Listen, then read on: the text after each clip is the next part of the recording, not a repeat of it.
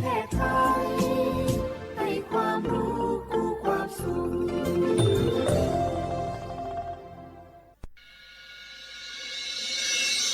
สถานีวิทยุกระจายเสียงแห่งประเทศไทยจังหวัดเชียงใหม่ AM 1476 กิโลเฮิรตซ์สถานีวิทยุภาคภาษาชาติพันธุ์แห่งเดียวในประเทศไทยที่มีความทันสมัยเชื่อถือได้สร้างอัตลักษณ์กลุ่มชาติพันธุ์สู่สากล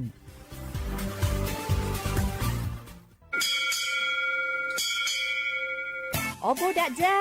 โอเบโชเปอร์เหมอซุงคาปอกว่าย้อซงปุดูธรรมาสถานีวิทยุภาษาชาติพันธุ์แห่งเดียวในประเทศไทยทันสมัยเชื่อถือได้แล้วพบกันที่สวทเชียงใหม่ AM 1476 กิโลเฮิรตซ์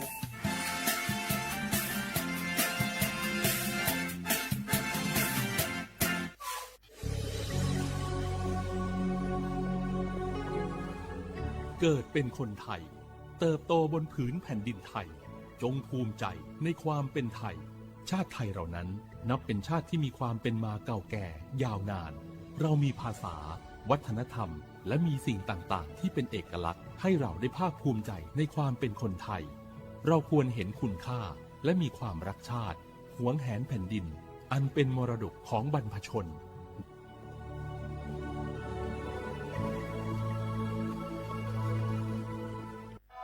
ฟ้าสลัวมัวแสงระวีส่องนกหยุดร้องวังเวงให้เงียบเหงามองฟ้าวันนี้เป็นสีเทาอกประชาหมองเศร้าระทมสวงด้วยพระราชธิดาพระองค์ใหญ่เสด็จคันไลสู่แดนสวงเสียงร่ำไห้สะท้อนสถานสวงพระเป็นดั่งดวงใจไทยประชา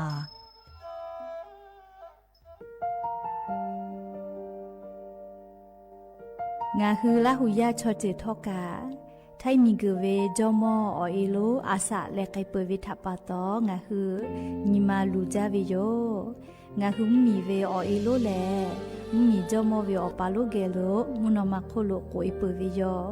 งาฮือเตกาเลเลกางาฮือมีจอมอเอโลทะหะเวอคโลยอทะคาทากะดอนอเชตุโยงาออโตแลละหุชอเจเวอตาลาหุคอเป้าเสมานาคาโบเพวิโย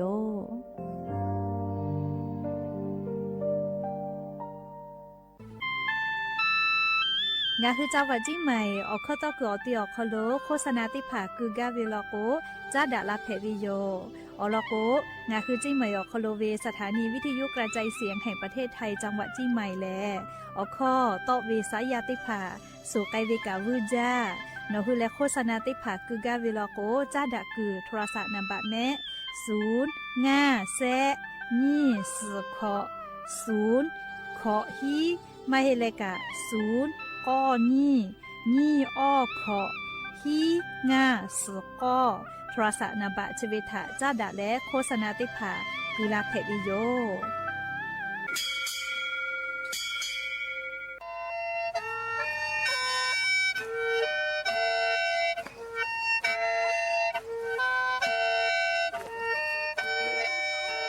หาเวอวิเอาเนียละหุยาเตกาเลเลทาตาอุยอยาเวอคโลละเซจาเลอรายกาอโบดาจาอคโลหะยูลาวิโยแมนอคือกากาเชเวอคตอคือเชแลจีใหม่ขอยาลอยาอคตอคือออตีสถานีวิทยุกระจายเสียงแห่งประเทศไทยจังหวัดเชียงใหม่ AM ติฮิโอฮาสจิคกิโลเฮิรตซ์ติไล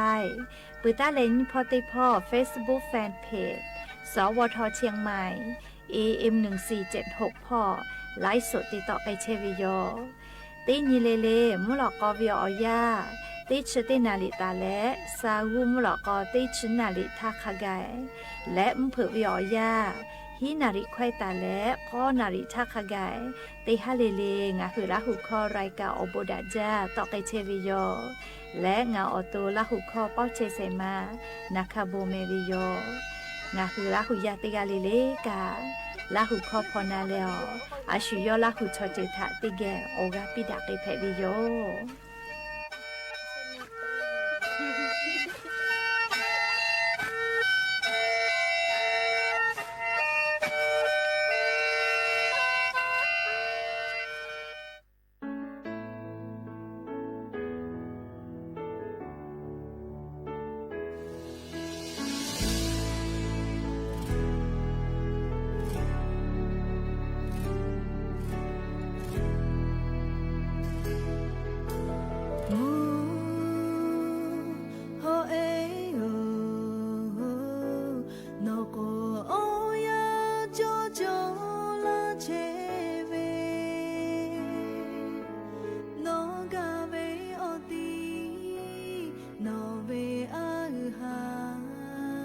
就要抱你开始讲。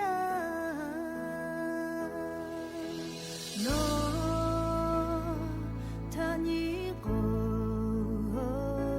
那陪前为可背头拉个，喏啊个为过，那为叫他，那为我的喏都有比美。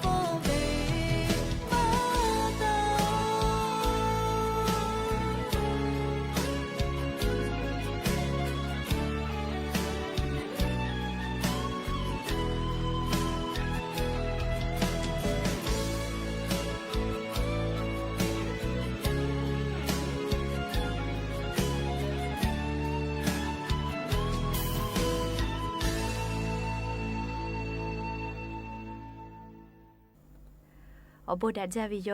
อย่าเพิ่งหาติปอทอกาดัจจาวิโยเนียยาชอคลงะคือติปอกอกะมิลาเลจูป้าอุปโรเชตาวิโยวิโยเนียละหุยาติภาเกอติเกรายกาอบูดัจจาคลกะพูกะโมดะเลออคอกะขอกะดักเชวิทัปปะตอ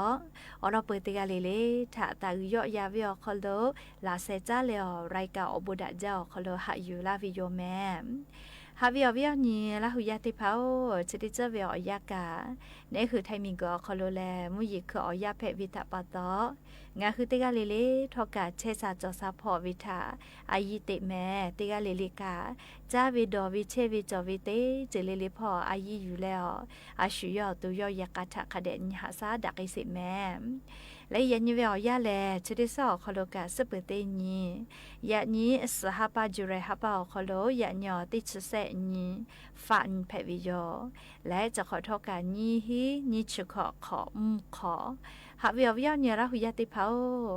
เตหะเลเลเวียวยาฮินาริควายตาแลก็นาริทักกายเตหะเลเลงะคือละหุคอรายกาอบดะเจ้าคอโลตอกไกเชวิโยวิทยุเรดิโอพอ AM ติฮิโอฮัสจิคกิโลเฮิรตซ์เตไลพอเพื่อรายการนี้พอติพอแล Facebook Fanpage สวทเชียงใหม่ AM 1476พอกะไลฟ์สดติดต่อไกเชวิโย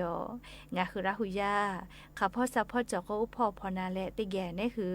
ละหุชเจทาโอกาปิดะไกแพวิโยและชุดที่คือหนูคือกากาเชวิโอคอเชแลงาละหุคอเป้าเชเสมานะคะโบเมวิโยงาคือข้อตอกอตีแลสถานีวิทยุกระจายเสียงแห่งประเทศไทยจังหวัดเชียงใหม่สำนักงานประชาสัมพันธ์ที่3กรมประชาสัมพันธ์แพวิโยและอย่าเพื่อหาวิโยย่าโครทกาอยู่เวลาตาวิซาตาอลอติผาไล่รออยู่เวลาตาวิโยแม่อคือปืตาและอเลมือทักกายติเกเชอาเลออกาปิดักไอแพวิโยแม่และอย่าเพื่อหาวิโยย่าโคโลอลอปืเตลองะคือติเกอยู่เวลาและกาดะเจดักไอตัวเวลายันยิงะคือเมียโคโลแพกไอเชเวอเจ้ายามุชามุยีมุกะมหอพอจ้าดะวิซาตาอลอติผาทาอลองะคือติเกอยู่เวลาและกาดะเจดักไอตัวโยแม่อย่างนี้เหล่จุ้ยเจ้าปากรมอุตุนิยมวิทยาพ่อยุคือฉันแต่นี้แล้วปีลาไกตาวิซาตาติผาถาลิงะคือติแกนีและติแกนาสิแม่จุ้ยเจ้าปากรมอุตุนิยมวิทยาพ่อยุคือฉันแต่นี้แล้วอลอซาตาติผาปีกาลาตาเวอย่างนี้เวียวยาวคโลกางะคือไทมิกอคโลไล่กาไล่ตีพ่อลอกวมุยจอมาเฮลอแม่ติกะติติมุยกะลามาจากิตุเสเจเลมุยมาเปเฮลอแม่เลไลกามุยเปลาโกเวเฮกว่านิเวตยาทาลิยะนี้ติชุเซนตาเลติชงานิเวอยาชอคโลมุยลามาเวแลลิงะคือไทมุมีอก็จะติตอมุยไก่พ่อเจและไทมิงก็ฮอติตอพ่อเฮเวลอแม่เฮกว่างะคือไทมุมีอนะติตอพ่อมุยอาเจก็ย่อยะลาเวลอลิยะนิเวอยาคโลกาเฮก็เปื้อเลยกะติชุคนตาเลติชินิเวอยาแลงะคือไทมิงก็คโลติปอมุยก็ย่อยวิเจเลยะคะกะติกะติติลอก็มุยจอเฮเวนะมาจอเวแต่มาเฮนะเลเตยามุฮามุยโลพายุไต้ฝุ่นบาวีก็เวชกาลีบาวีก็เวนะเลโนให้ปังมีมุยตอพ่อลุยและโอกาก็ย่อยวิเจพายุโซร้อนก็แพ้แลลีพายุดีเปรชันเจก็แพ้วิโยเจคเตและอบุดะเวมุฮามุยโลจะได้ดีเลยงะคือไทมิงก็คโลมาหือลาจิแม่ยะก็ญาณิสาเลงะคือไทมิงก็คโลอนาติตอพ่ออลอญาลียะนิงะคือไทมุมีอนาติตอพ่อโลมุยขันยี่เปเซจอตาเวเลนาเลติแกก็นาเสลียะนิงะคือไทมุมีอนาติตอพ่อมุยจอมาลอแม่ติกะติติลอโกกาลามาจากิตุเจยะขยะซาลอโกมุชาเลดะจาเลเฉพาะป้องะคือราหุยะไข่เพเจเลก็ยะนี้งะคือไทมุมีอนาติตอพ่อมุยติฮาเวียสเปเซเบหุตาวิเจสเปเซแลมาวิแมลีมุยแค่กว่ามุยติฮาเวียสเปเซแตกาตาวิอติติผาจังหวัดเมฮอซอจีแมลีจีใหม่จีไฮจังหวัดพะเยาจังหวัดน่านและจังหวัดตากติตอพอกคาไกเจติฮาเวียสเปเซเขตแตกาตาวิจิแมลีแทมเมียวนะติตอพอมุซอพอมุยมาลากาลีมุเผลาเป้าสากุขอนอลอนยาวิติโยลียะค่ะติคือมุชาบ้าเลเตะก็ติคือมุนาหมอลิงะคือจิเมวิอคโลกาอวิอเนี่ยละหุยาจิให้เมฮอซอพอเชตาเวกะคิเพเชเลนะเรียกก็กูให้แลฝากก็วิแมลิงะคือแทมเมียวนะติตอพอกาเมฮอซอจิใหม่จิให้ผายาวน่านและจังหวัดตากติตอพอกูให้แลฝาจิแมลีมุยีลาจาลากวลาจลาฮัดแพตอลาเวลิกุลูฮาลูอีกะทูเวมิกุยอจีเวเลยากอปะเวเลไลกากากะทิแพเจอมติคือกุมาลาลีค่ะพ่อมุยีขอยาชอคโลลูวิซิวิอเจติผากะพวกไกเปเวใครเตและเรียกอนิสาเลท แทงเหมียวนะติดต่อพ่อติหาวิอาสุดเปอร์เซ็นต์แต่กาวินะยก็ไทยมีเกภาคอีสานพ่อกะมุยิมาล้อติหาวิอาสุดเปอร์เซ็นต์คาชุยอ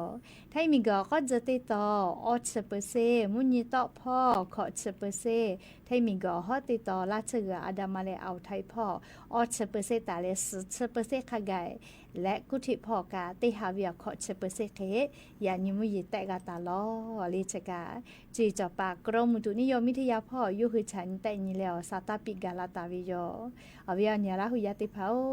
จะขอวิยาแลลิงอ่ะคือไทยมิงเกิดชออบุดะจาวีแม่เลียมาติเลก็เลยจะขอเป้างาคือไทยมีอคโลเลยมูหอมยิโลไล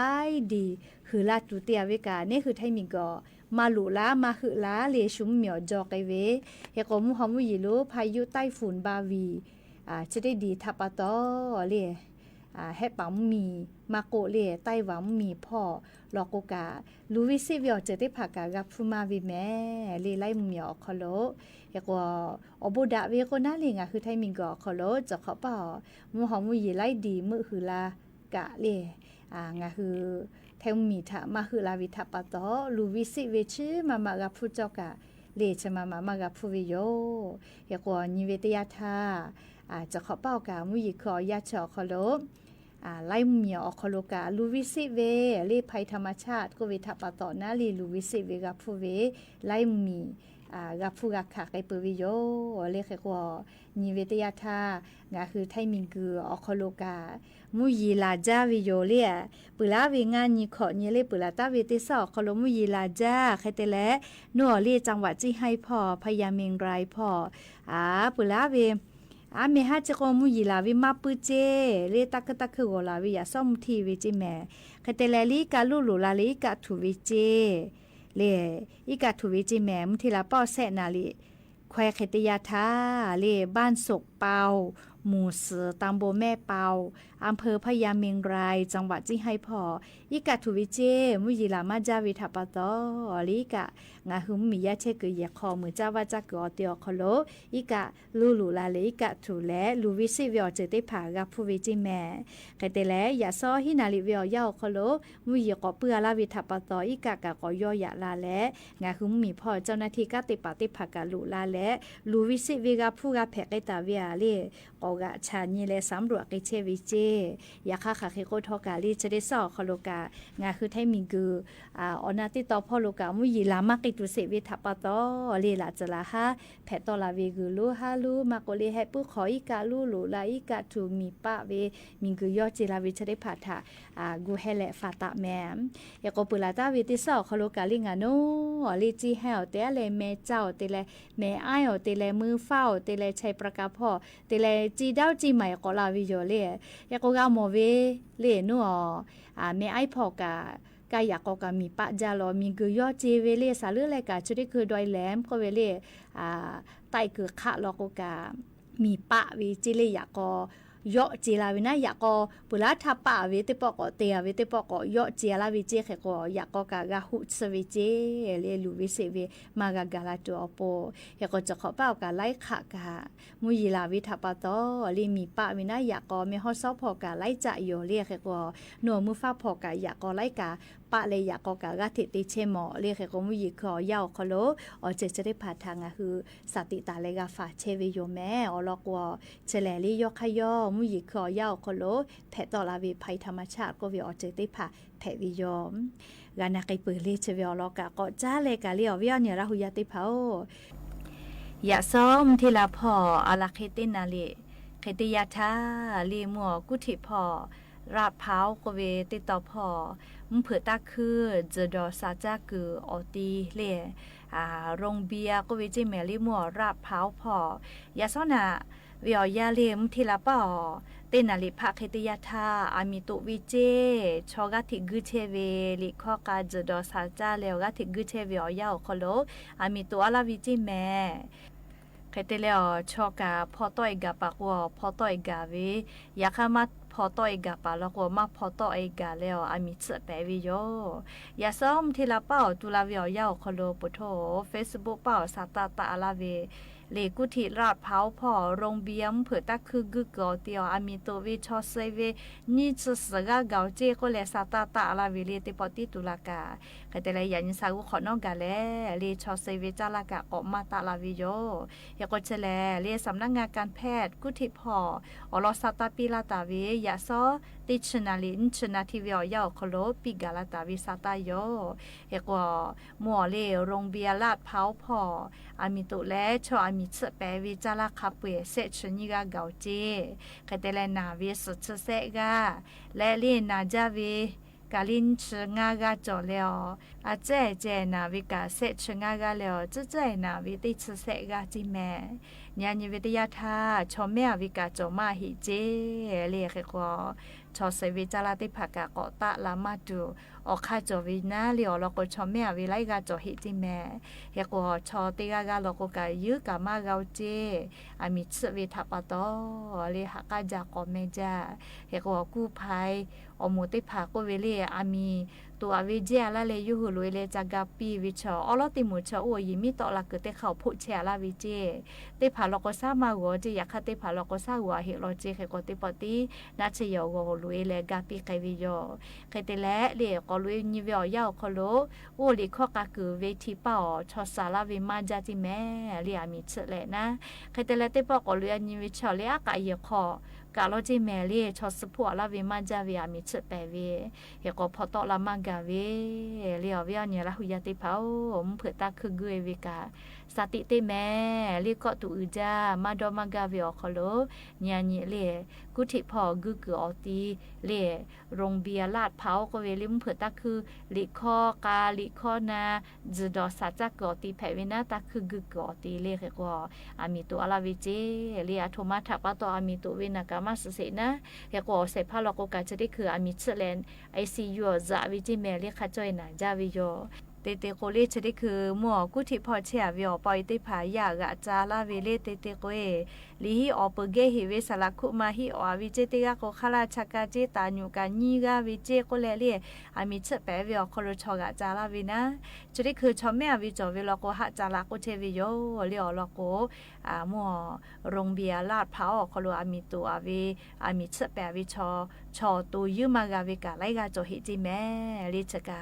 ญิมาลูลอวิซาตาโย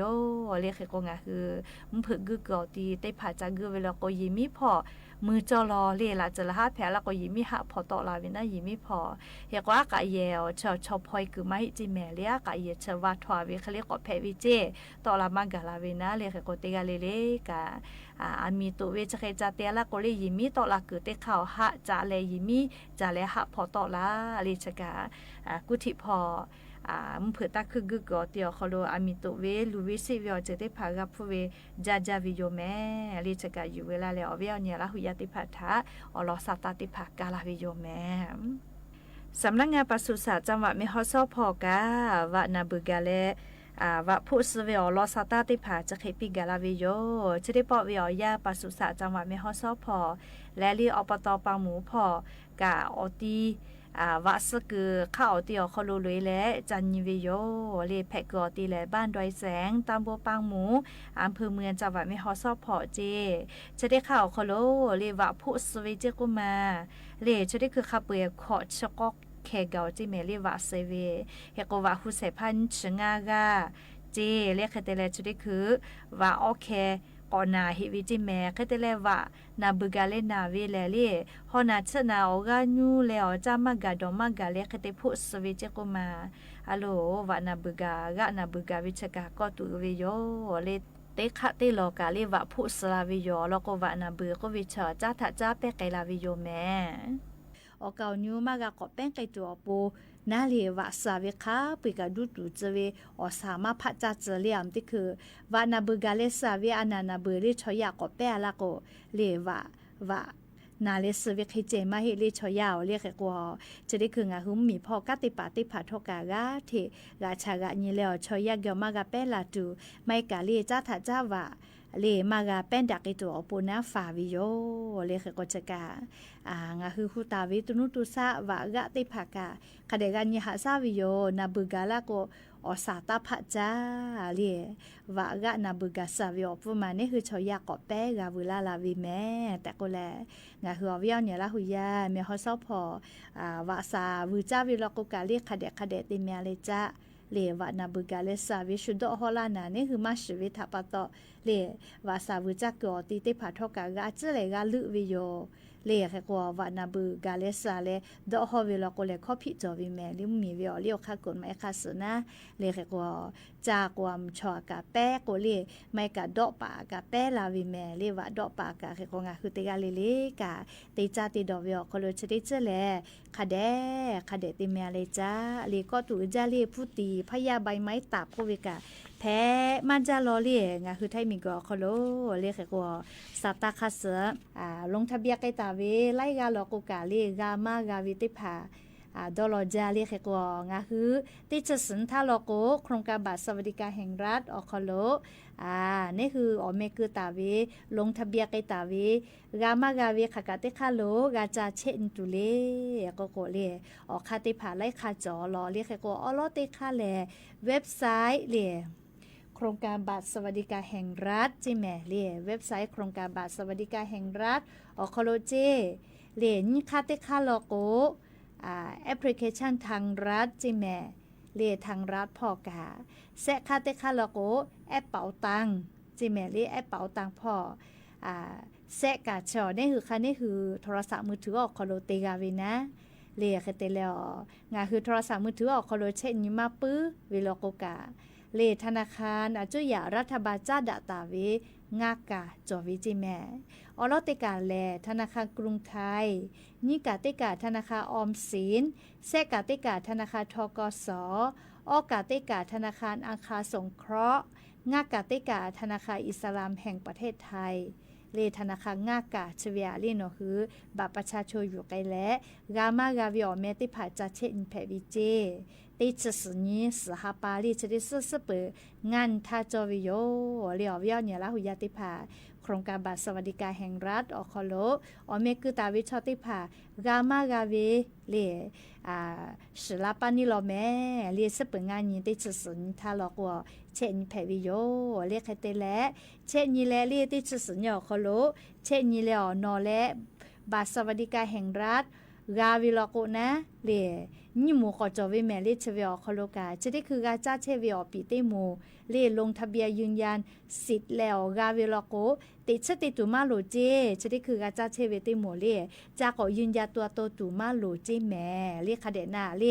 จะได้คือกาจ้าเชแล้วก็จ้ากาวิเตหมูเลยืนยันตัวโตตุมาโลเจแม่เลอยากข้าวออซื้อเลมากาจอยวิชอติผาลงทะเบียนเลกาวิลโกชติหมูแลกาจะยืนยันตัววิเจเลยืนยันตัววิออตีกาเลอย่าเสทางก็ไกเปิดเว็บไซต์โครงการบัตรสวัสดิการแห่งรัฐกับแผวเจแอปพลิเคชันทางรัฐเลแอปพลิเคชันเป๋าตังไม่เลยกะอาจุยารัฐบาลจ้าดักกอดาตาวิธนาคารง่าเก่าคอโลโนฮือไกและจะยืนยันตัวแพวิจิแม่จะกาลิยาปื้อฮาอยู่เวลาตาวิซาตาติผาลุลาเลวกากาพนาลาเชเวเตกาเลลิกาอบูจาแม่ซุเมกาแม่ฮาเลดอซาปี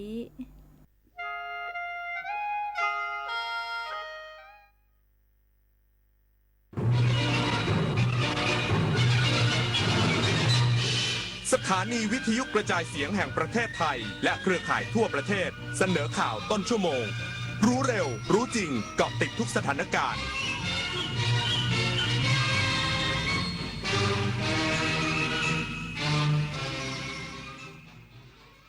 รับฟังข่าวต้นชั่วโมง 21 นาฬิกากับยุทธพรบานเย็นครับกระทรวงพาณิชย์เปิดตัวโครงการไทยช่วยไทยแฟรนไชส์สร้างอาชีพ plus ส่งเสริมประชาชนเป็นเจ้าของธุรกิจแฟรนไชส์อีกสักครู่กลับมาติดตามรายละเอียดครับ เพ็ญแสงโสมส่องกระจ่างพร่างพื้นล่าเพ็ญพระไทยเมตตามหาศาลเพ็ญพระเกียรติเกริกก้องก่องตระการเพ็ญพระชนยิ่งยืนนานสรานรมควรไม่ควรแล้วแต่จะโปรดเกล้ากระหม่อมฉันคณะผู้บริหารข้าราชการและเจ้าหน้าที่สถานีวิทยุกระจายเสียงแห่งประเทศไทยกรมประชาสัมพันธ์ ขอเชิญร่วมงานเฉลิมพระเกียรติพระบาทสมเด็จพระเจ้าอยู่หัวเนื่องในโอกาสวันเฉลิมพระชนมพรรษา 28 กรกฎาคม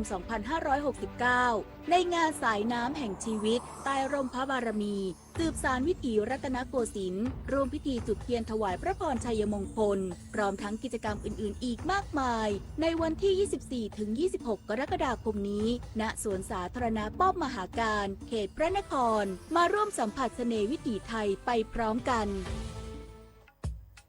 29 กรกฎาคมวันภาษาไทยแห่งชาติภาษาไทยคือมรดกทางปัญญาและเอกลักษณ์อันล้ำค่าของชาติเป็นสื่อกลางเชื่อมความผูกพันและสะท้อนความภาคภูมิใจของคนในชาติร่วมกันรักษาความงดงามของภาษาด้วยการพูดอ่านและเขียนอย่างถูกต้องเพื่อส่งต่อคุณค่าแห่งเอกลักษณ์ไทยนี้ร่วมกันคุณหมดเงินไปเท่าไหร่กับน้ำเปลี่ยนนิสัยที่ทำลายสุขภาพแล้วคุณพลาดโอกาสกอดคนที่รักไปแล้วกี่ครั้งเพราะฤทธิ์น้ำเมาวันเข้าพรรษานี้หนูไม่อยากได้ของเล่นชิ้นใหญ่แต่อยากได้คุณพ่อคนเดิมที่แข็งแรงกลับมาค่ะ30 กรกฎาคมนี้วันเข้าพรรษาและวันงดดื่มสุราแห่งชาติร่วมลดละเลิกเหล้าเข้าพรรษาคืนความสุขให้คนที่คุณรักโทรฟรี1413สายด่วนเลิกเหล้ากระทรวงพาณิชย์เปิดตัวโครงการไทยช่วยไทยแฟรนไชส์สร้างอาชีพ plus ส่งเสริมประชาชนเป็นเจ้าของธุรกิจแฟรนไชส์ช่วยค่าแรกเข้า50%สูงสุด 10,000 บาทต่อรายนางสุภจีสุธรรมพันธ์รองนายกรัฐมนตรีและรัฐมนตรีว่าการกระทรวงพาณิชย์เป็นประธานเปิดโครงการไทยช่วยไทยแฟรนไชส์สร้างอาชีพ plusโดยกรมพัฒนาธุรกิจการค้าร่วมกับสำนักงานส่งเสริมวิสาหกิจขนาดกลางและขนาดย่อมหรือสสวและภาคีเครือข่ายเดินหน้าส่งเสริมให้ประชาชนมีอาชีพและสร้างรายได้ผ่านธุรกิจแฟรนไชส์โดยคัดเลือกแฟรนไชส์มาตรฐานกว่า100แบรนด์ที่มีมูลค่าการลงทุนไม่เกิน 100,000 บาทเข้าร่วมโครงการพร้อมตั้งเป้าช่วยเหลือ 10,000 รายโดยโครงการจะสนับสนุนค่าแรกเข้าแฟรนไชส์50%สูงสุดไม่เกิน 10,000 บาทต่อรายรวมถึงสนับสนุนการเข้าถึงแหล่งเงินทุนผ่านธนาคารกรุงไทย SME D Bank ธนาคารออมสินและบรรษัทประกันสินเชื่ออุตสาหกรรมขนาดย่อมหรือบสย.พร้อมสนับสนุนพื้นที่จำหน่ายโดยบริษัท CP Extra จำกัดมหาชนจะสนับสนุนพื้นที่ในโลตัสและแมคโครกว่า 2,000 สาขารวมกว่า 10,000 จุดทั่วประเทศฟรี6 เดือนและพื้นที่จากสมาคมตลาดสดไทยกว่า100ตลาดปุริมปรัชโสภาภาครายงานกรุงเทพมหานครสรุปยอดผู้บาดเจ็บและเสียชีวิตเหตุเพลิงไหม้ร้านโรงเบียร์ณลาดพร้าวพร้อมบูรณาการหน่วยงานแพทย์เร่งช่วยเหลือเยียวยาผู้ประสบภัยกรุงเทพมหานครสรุปรายงานข้อมูลผู้ประสบภัยจากเหตุเพลิงไหม้ร้านโรงเบียร์ณลาดพร้าวล่าสุดเวลา 18:11 นาทีพบว่ามีผู้เสียชีวิตจำนวน28รายและมีผู้บาดเจ็บรวมทั้งสิ้น71คนสำหรับกลุ่มผู้ป่วยที่เข้ารับการรักษาตัวอยู่ในโรงพยาบาลได้มีการจำแนกตามระดับความรุนแรงของอาการประกอบด้วยผู้ป่วยอาการรุนแรงหรือระดับสีแดงจำนวน25รายผู้ป่วยอาการปานกลางหรือระดับสีเหลืองจำนวน14รายและผู้ป่วยอาการเล็กน้อยหรือระดับสีเขียวจำนวน32รายซึ่งในส่วนของผู้บาดเจ็บกลุ่มสีเขียวทั้งหมดแพทย์ได้อนุญาตให้เดินทางกลับบ้านเรียบร้อยแล้วทั้งนี้สำนักงานเขตจตุจักรยังคงติดตามสถานการณ์อย่างใกล้ชิดและร่วมบูรณาการการปฏิบัติงานร่วมกับหน่วยงานที่เกี่ยวข้องอย่างต่อเนื่องเพื่อดูแลรักษาและฟื้นฟูเยียวยาผู้ได้รับผลกระทบต่อไปชนันชิดาสังทองรายงานนายกสมาคมวิศวกรโครงสร้างแห่งประเทศไทยคาดว่าเหตุเพลิงไหม้อาจเป็นที่อาคารมีลักษณะปิดทึบรวมถึงวัสดุตกแต่งภายในร้านอาจเป็นฉนวนเร่งไฟลุกลามนายอมรพิมานมาศนายกสมาคมวิศวกรโครงสร้างแห่งประเทศไทยลงพื้นที่ตรวจสอบเหตุเพลิงไหม้ร้านโรงเบียร์ณลาดพร้าวโดยระบุว่าขณะนี้ยังไม่สามารถสรุปสาเหตุเพลิงไหม้ได้เนื่องจากต้องรอผลตรวจพิสูจน์หลักฐานแต่ในมุมวิศวกรรมพบว่าลักษณะอาคารเป็นพื้นที่ปิดอากาศถ่ายเทน้อยเพดานค่อนข้างต่ำและหากใช้วัสดุตกแต่งที่ติดไฟง่ายอาจเป็นปัจจัยให้เพลิงลุกไหม้อย่างรวดเร็วรวมถึงสภาพดังกล่าวอาจทำให้เกิดภาวะที่ความร้อนสะสมจนวัสดุภายในห้องติดไฟพร้อมกันทั้งพื้นที่ภายในเวลาเพียง 3-4 นาทีซึ่งอาจส่งผลให้เกิดควันพิษและอุณหภูมิสูงอย่างรวดเร็วซึ่งเป็นสาเหตุสำคัญที่ทำให้มีผู้เสียชีวิตจำนวนมาก ทั้งนี้ภาครัฐต้องเพิ่มความเข้มงวดในการตรวจสอบร้านอาหารที่เปิดให้บริการในลักษณะสถานบันเทิงโดยเฉพาะการตรวจในช่วงเวลาที่มีการเปิดให้บริการจริงเพื่อป้องกันไม่ให้เกิดเหตุซ้ำรอยในอนาคตดลนภา สุภรสมบัติรายงานปิดไฟปิดแอร์เมื่อไม่ใช้ช่วยประหยัดค่าไฟลดการใช้พลังงานจบข่าวยุทธพรบานเย็นอ่านรับฟังข่าวครั้งต่อไปเวลา 22 นาฬิกาครับติดตามข่าวที่นำเสนอไปแล้วได้ที่ www.thainews.prd.go.th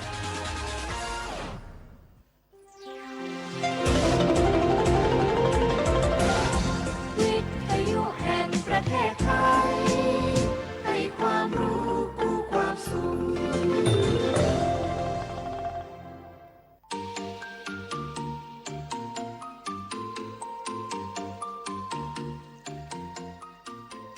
ครบครันด้วยสาระความรู้และความบันเทิงกับรายการสาระสารพัน 21:10 น.ถึง 22:00 น.ทางสถานีวิทยุกระจายเสียงแห่งประเทศไทย FM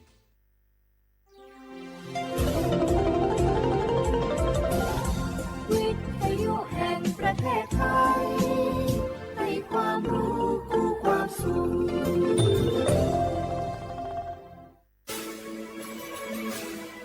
สถานีวิทยุกระจายเสียงแห่งประเทศไทยจังหวัดเชียงใหม่ AM 1476 กิโลเฮิรตซ์สถานีวิทยุภาคภาษาชาติพันธุ์แห่งเดียวในประเทศไทยที่มีความทันสมัยเชื่อถือได้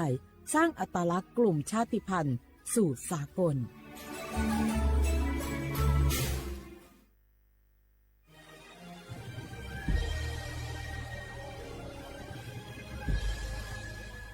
เกิดเป็นคนไทยเติบโตบนผืนแผ่นดินไทยจงภูมิใจในความเป็นไทยชาติไทยเรานั้นนับเป็นชาติที่มีความเป็นมาเก่าแก่ยาวนานเรามีภาษาวัฒนธรรมและมีสิ่งต่างๆที่เป็นเอกลักษณ์ให้เราได้ภาคภูมิใจในความเป็นคนไทยเราควรเห็นคุณค่าและมีความรักชาติหวงแหนแผ่นดินอันเป็นมรดกของบรรพชนร่วมภาคภูมิใจในความเป็นไทย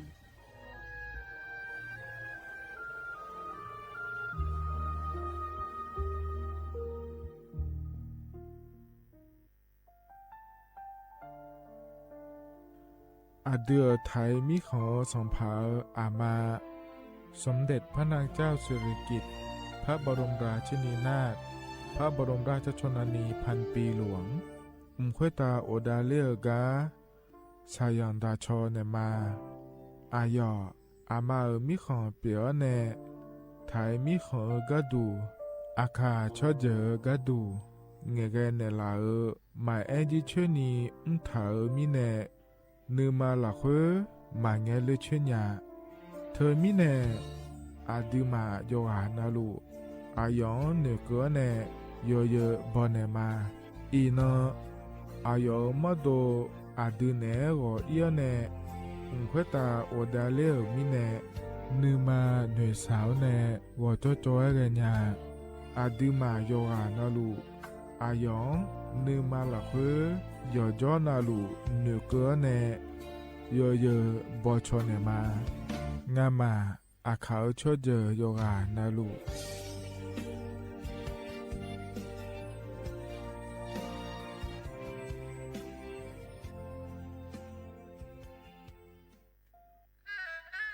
กราบก้มบังคมบาทปิยราชธิดาพระเสด็จสู่ฟ้าปวงประชาร่ำให้ครวญนานาพระกรณียกิจในดวงจิตทวินหวนทุกเราเศร้าในสวงพระคือดวงใจไทย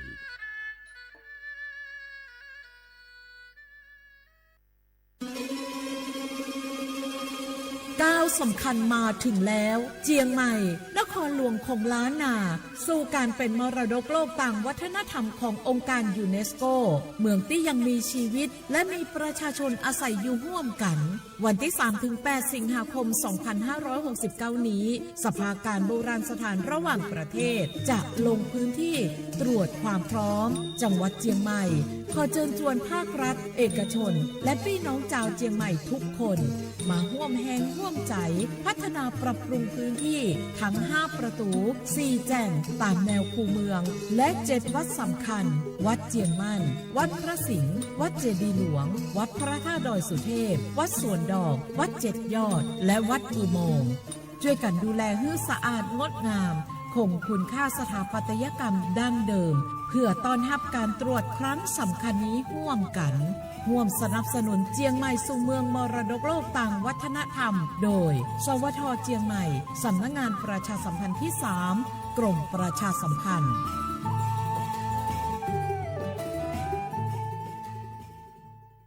สปสชโยอานาลูกาดูโยมือจซาโดลาญานาโกลุคุมญาอุตาจซาดูเจียวหลังในญานีหลัวแม่บาประชาชนยาวเดอซาโฮซากูโกหวงแนนีเชหวงเกนีวาซีคอเต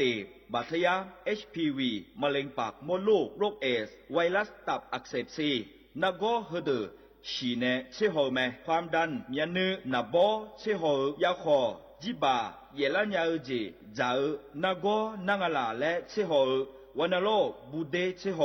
ขะแม่เสดองเชโฮสิญญาเจมอนาสปสชติซุ่มจำยอสปสชเขต1เชียงใหม่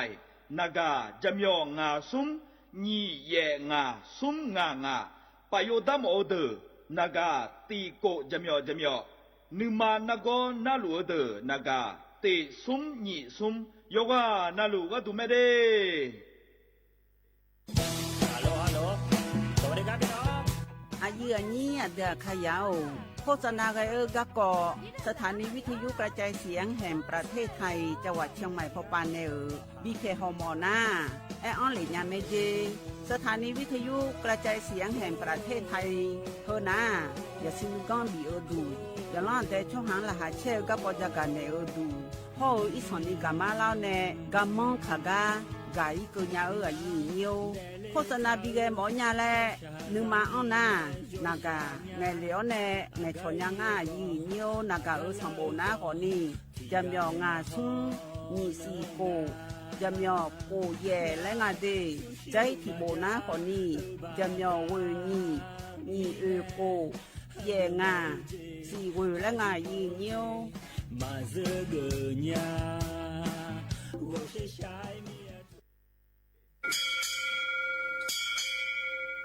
โอโบดะจ้า โอเวอร์โชเปอร์ เหมืองสุงคา บอกว่า ย้อซง โอดูธรรมา สถานีวิทยุภาษาชาติพันธุ์แห่งเดียวในประเทศไทย ทันสมัยเชื่อถือได้ แล้วพบกันที่สวทเชียงใหม่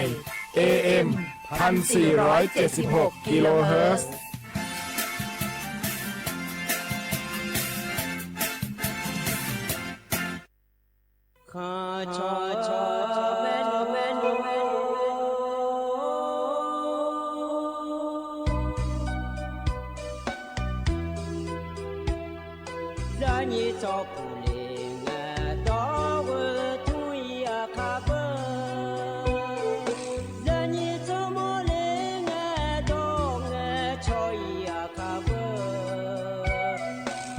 พามาสิจอชาโล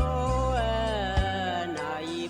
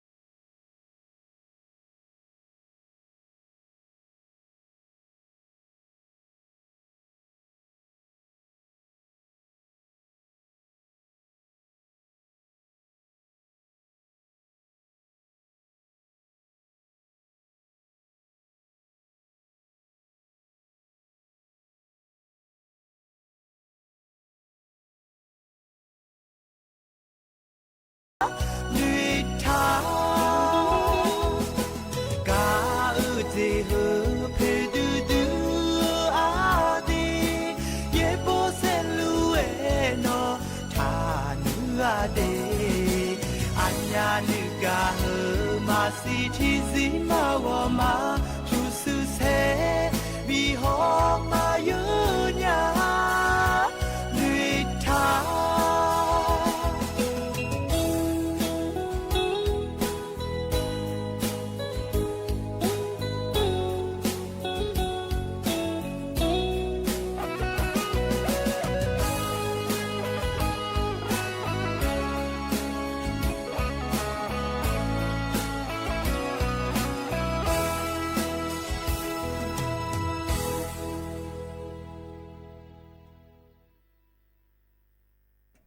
อุจิพอ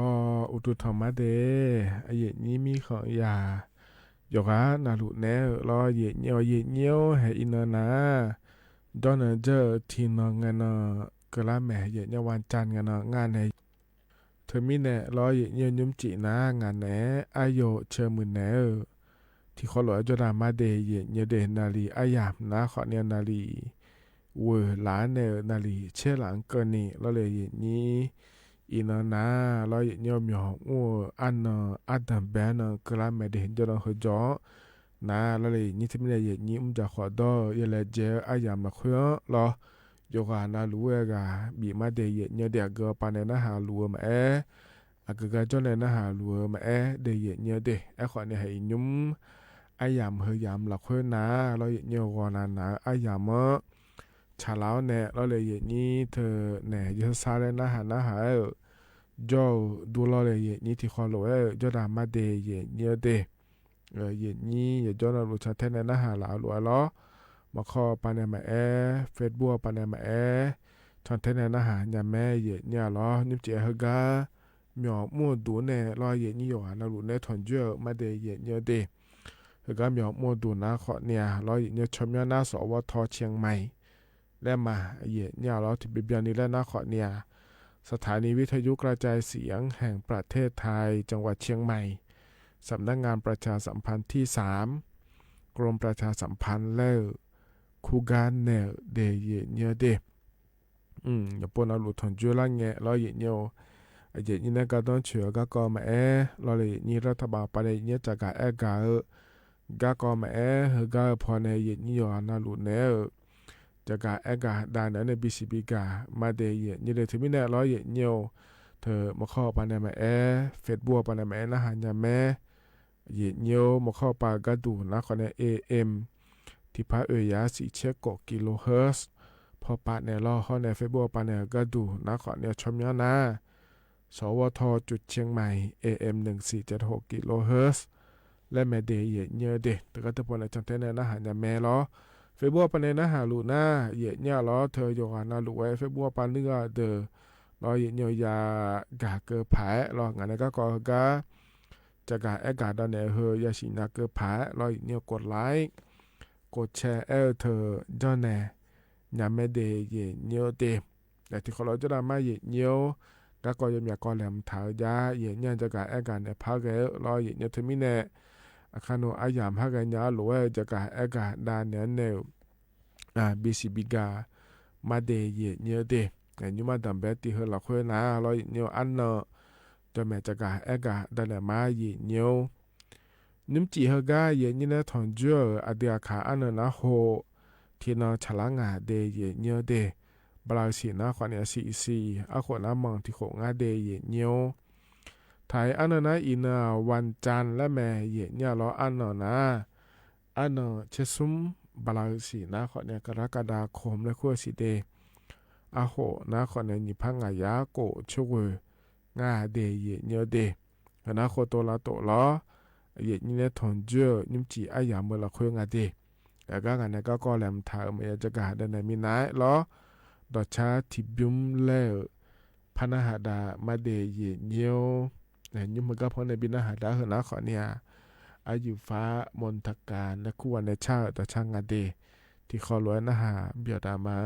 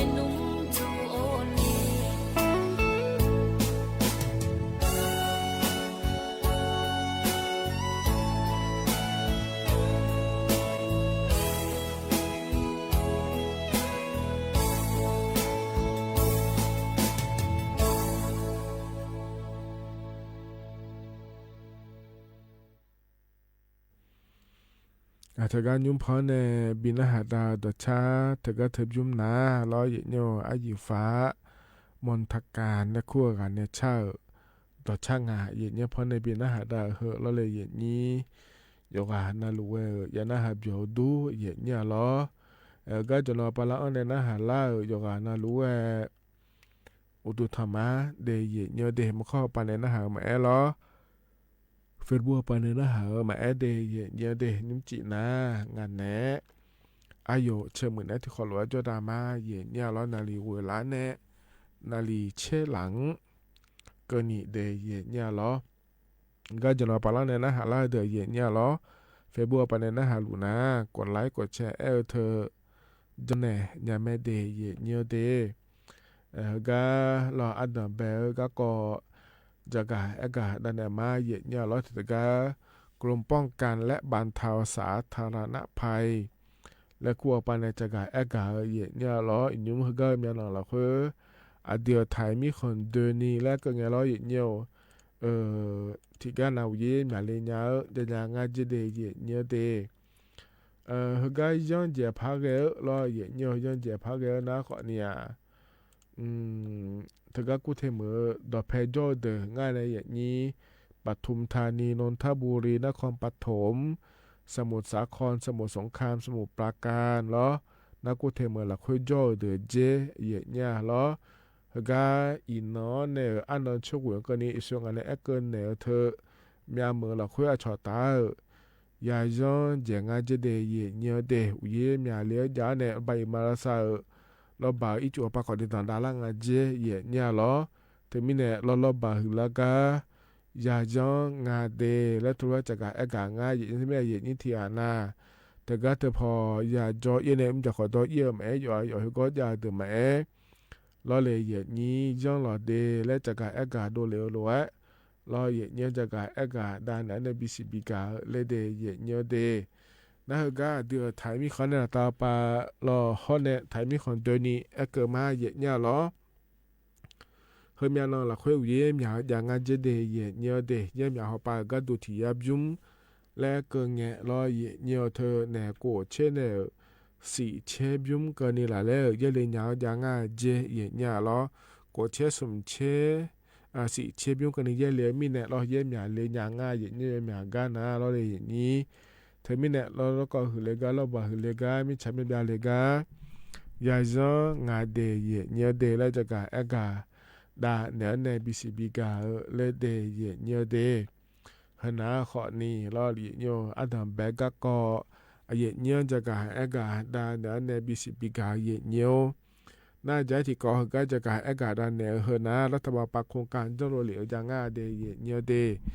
ก็โครงการจดเร็วนะขอเนี่ยเราเนี่ยถึงการนโยบายอาสาพยาบาลชุมชนและคู่งานแทเยเนี่ยหรอนะขอเนี่ยอาสาพยาบาลแน่เถอะนะเราเนี่ยเยเนี่ย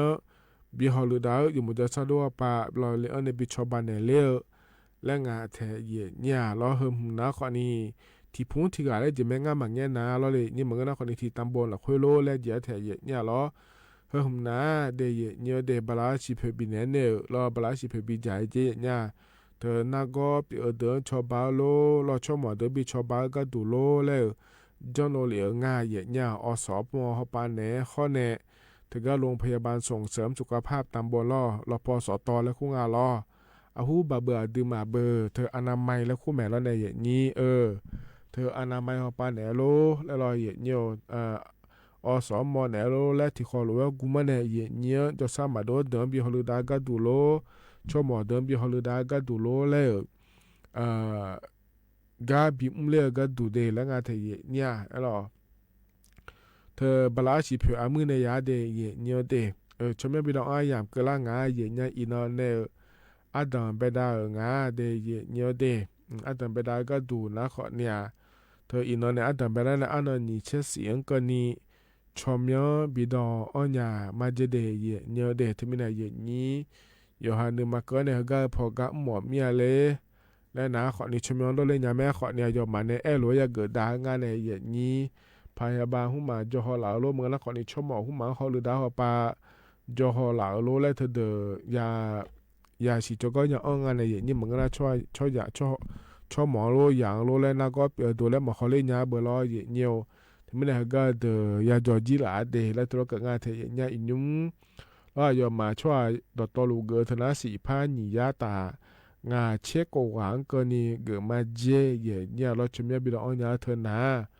รอเย็นเนี่ยเธอมีแน่เราเลยเย็นนี่อยู่ฮะผู้ละคุยจ้อเลยเขาก็มัวก็ดูกาหมอเมียเล่และนาขอเนี่ยชมดอนยาแม่เดเย็นเนี่ยเดแล้วจะกาเอกาดาเนี่ยบิสิบิกาเลเดเย็นเนี่ยเดเฮนาขอเนี่ยใจที่เกาะและจะกาเอกาดาเนี่ย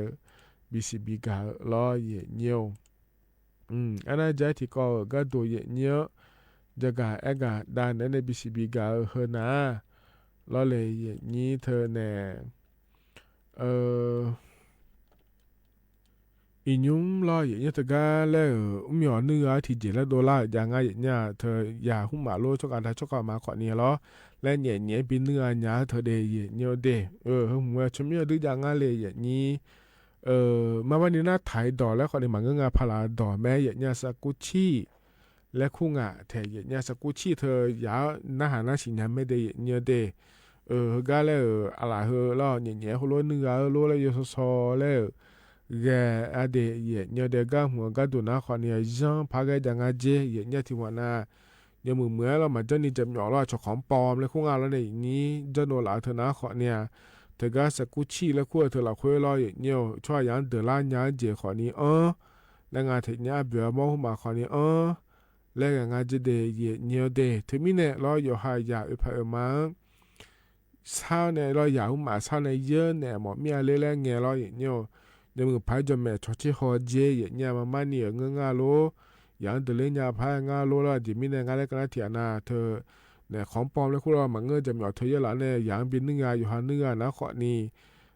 เธอก็อยู่หามาโดนเดี๋ยวละเธอแล้วเลยนี่จะกล่าวหุ่มมาเธอล้อดูหุ่มมานาลาเนี่ยสาก็หุ่มมาหล่อเธอก็พอปากขอเนี่ยเดลเนี่ยงาเจเนี่ยล้อเธอมีเนี่ยอยู่ว่าใครยังงาเดแล้วธุรกิจงาที่เนี่ยอยู่มาในจนโลเลยมันนี่ไงมันเงินนะไทยเยอะเดแล้วร้อยเนี่ยที่นาร้อยเนี่ยอยู่หายาก็สักการมีเนี่ยช่วยอย่างนี้มาเลยเนี่ยคนเนี่ยชนในห้างกาเยอะหลายเนี่ยอยู่หายาบินเนื้อหมอมีอะไรและเยอะหลายคนนี่จะดูเนี่ยที่มีเนี่ยร้อยยังงาเด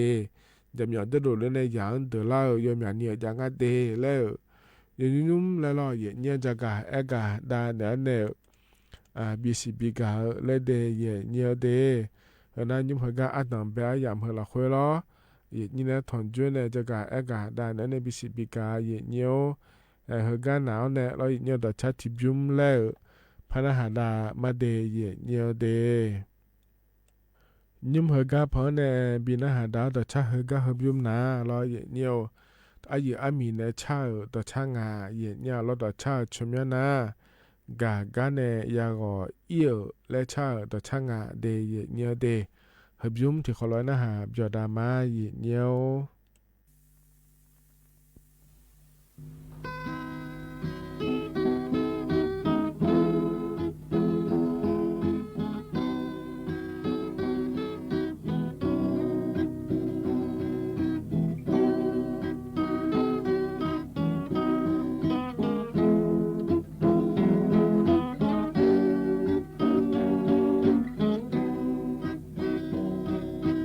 新潟のね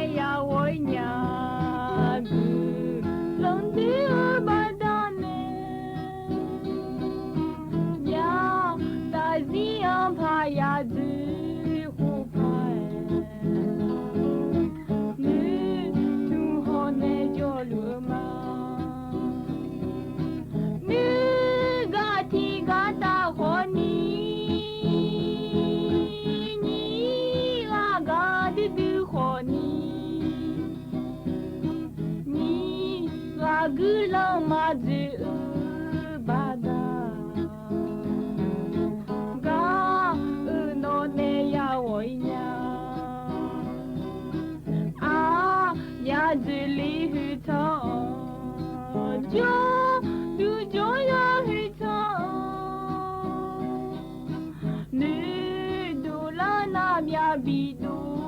linya ga no ne ya wonya ni ga ti ga ta khoni ni ga di du khoni ni ga gulo ma du bada ga no ne ya wonya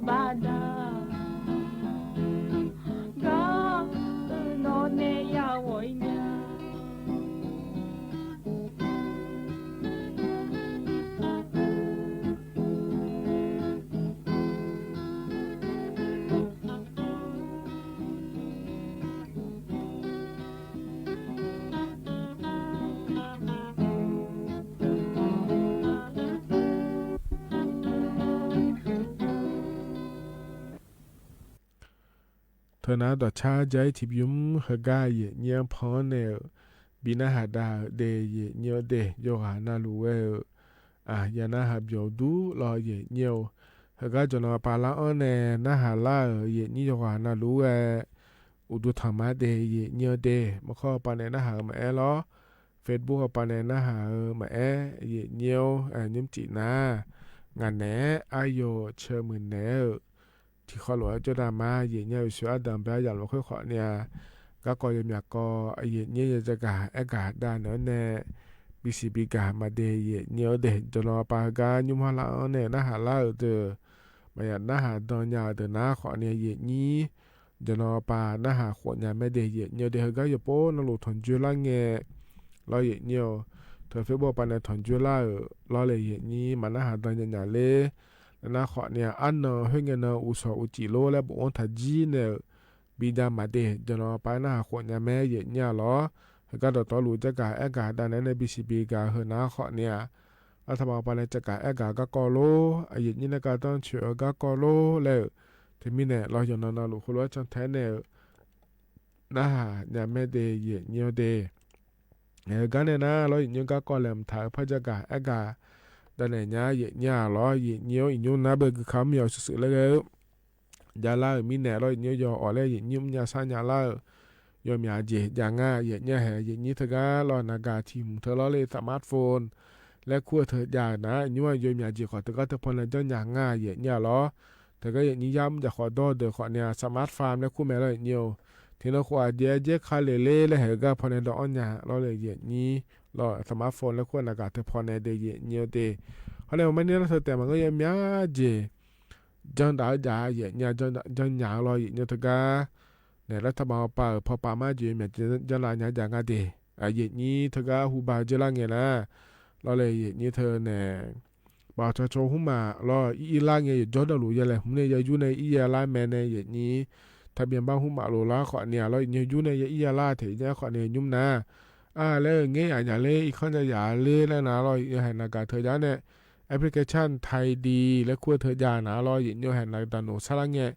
เธอก็จะพอในขอนี้ปีฮอนยาเดย์เงี้ยเดย์แบบจะชงบ้ามาคอรออย่างเงี้ยทะเบียนบ้านหุ่มมาบ้ามาคอขอนี้เธอก็เธอเดินตัวละจีแม่อย่างเงี้ยรอ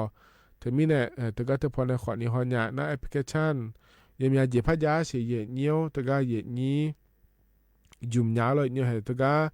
ใบขับขี่และคู่ก็เงี้ยเลยเงี้ยโลอยู่มันก็จะอยู่มาจอกันนะรู้ล้อโลงอโลเครื่องงอเธอนะขอเนี่ย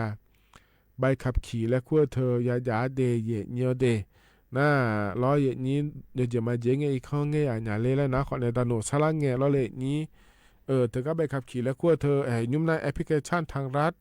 และขั้วปานในขอเนี่ยจอนยาเดย์เยตาโนบิฮอนยาเนี่ยล้อ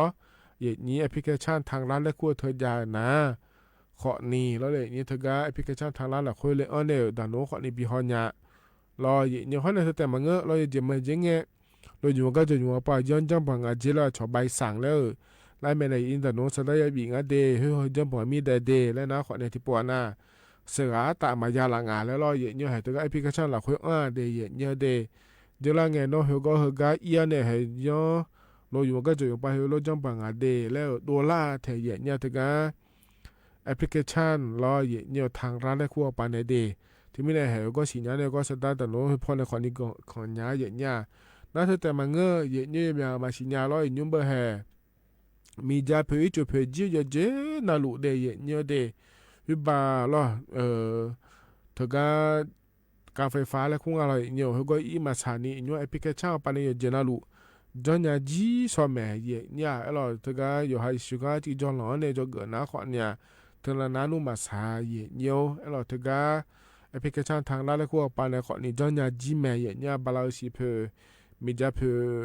อัตตามาละงานเลยจะจีมันยาจีมาเสเลหัวแล้วเราเนี่ยให้ตัวก็พอในหอจีเนี่ยเนี่ยเราเสเลยาจีงานเลยเราให้พอในขอนจีเนี่ยเธอเนี่ยเราถึงมีเนี่ยเราเนี่ยเธอนี้แอปพลิเคชันเราทางร้านและคู่เธออยากนะขอเนี่ยยอดดื้อแม่ก็ต้องเชื่อที่หุ่มแม่เนี่ยให้เนี่ยนี้ไทยช่วยไทยและขั้วเธอยุ่มหลูง่าล้อเหยียวเธอก็เธอแห่ล้อเหยียวนักเอาปลาล้อแอปพลิสมาร์ทโฟนและขั้วเธอยาวแน่ล้อเหยียวเธอก็แอปพลิเคชันเป๋าตังและขั้วเธอยาวนะล้อเลยอย่างนี้เธอก็เธอพอในยุ่มยางง่าล้อเลยยุ่มเบอร์ล้อเหยียวเธอมาจากนั้นมาจากเกลือเดย์เหยียวเดย์เธอก็แล้วเธอเอาไปในเธอยุ่มเมื่อเธอล้อเหยียวไอ้ขอเนี่ยบอกสวัสดิการแห่งรัฐและขั้วเฮน่านัวบอกประชาชนในยุ่มยางง่าในนี้ขอเนี่ยเธอก็แอปพลิเคโครงการไทยช่วยไทยพลัสและเธอก็เติมนะเราเลยนี่เธอก็แอปพลิเคชันเธอก็เป๋าตังและกู้ปัญญาอยู่มีแต่เธอมาจากนั้นมายุ่มยาเหยียวแล้วเธอแต่มาเงื้อเราเหยียวยุ่มหวยแล้วเราเหยียวสลากกินแบ่งรัฐบาลและคู่งานเราในอย่างนี้เธอก็ทำแอปพลิเคชันเป๋าตังและกู้ปัญญาเยอะนะเหยียวหลายเงี้ยไปเยอะนะที่ตาเรานั้นว่ายุคที่ยาบ้านเนี่ยเยอะไหมเนี่ยที่ยาบ้านเนี่ยเทตาละวายข้ามาจากมัวมาไม่ดีน่าเยอะปาบ้าเดที่ตาเหยียเชื่อบ้านตามาเบียงเจียไอ้ขอนี่ตัวช่วยเนี่ยก็น่าอยู่มาก็กายเยอะขอเนี่ยที่ยาบาดแต่ยังไม่แม่ในอย่างนี้นั่นเหยียเชื่อบ้านนี่เยอะหมดน่าเยอะจังงานเลยแล้วนะขอเนี่ยถึงก็ถึงแม่ในแล้วขอมันก็มาเยอะเดี๋ยวมาเยอะจนมือแม่เนี่ยขอเนี่ยจอนน่ารู้เยอะเดี๋ยวนะขอเนี่ยเยอะยาเลยเยอะเนี่ยผ่านเลยเนี่ยเลยถึงก็แอปพลิเคชันเป๋าตังเลยคู่กันเลยเนี่ยล้อเยอะเนี่ยแม่เดย์เยอะเดี๋ยวที่มีเนี่ยล้อเยอะเนี่ยดีมาขอเนี่ยเจ้านะทุกวันก็กอจเกอเนี่ยล้ออีกสิ่งก็จอนหล่อนะขอนี่ดียี่ห้อยาเลยยออ่อเลยยุ่มยาเนี่ยเลยล้อเนี่ยชาวบ้านยังจะง่าเดย์แล้วจะกะเอกะดาเนี่ยในบีซีบีกะเลยเดย์เนี่ยเดย์นั่นแต่ตอนลูกนิ่มเจียกะเนี่ยน่าทนเจอไอยามเฮล่าคุยล้อจะกะเอกะดาเนี่ยบีซีบีกะเดย์เนี่ยเฮกันเนี่ยนะแล้วเนี่ยไอยามข้าจะเล่าเฮแล้วเลยนี่ไอเยชากะแล้วบี บินาหาดามาเหยียดเนี่ยรอก้ามอายามฮะเจลาลอยเพราะบินาหาดาวเนี่ยรออายามเจียนะขอเนี่ยว่าอิมาเดเราเนี่ยก็เลยมาอยู่กันแล้วรู้ที่ข้อเราว่าจอดาหลังเราเลยนี่ยังนะหาเบียดาหลังเราอุจิจุมเดยเนี่ยเดคันนี้สละคาเชตานิทุลาเนี่ยเราเนี่ยนาลีเยหลานเนี่ยกว่าหลังกันนี้งานเนอายโยเชื่อมือเนที่ข้อเราว่าแล้วพัฒน์จุลามาเดว่าอิมาเดอุดูธรรมะ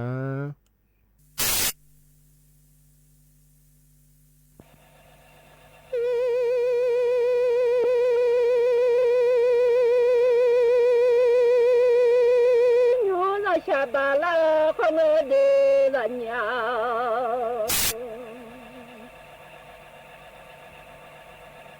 หน่อยชาย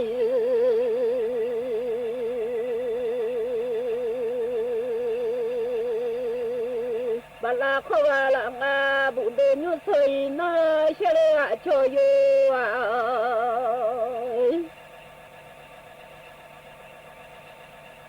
บุเดนจานุสตินาลานุ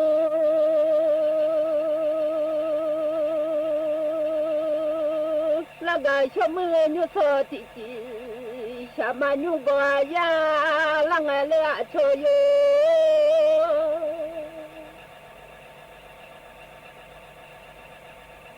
ทินาเทดูยาดูดูลานียเด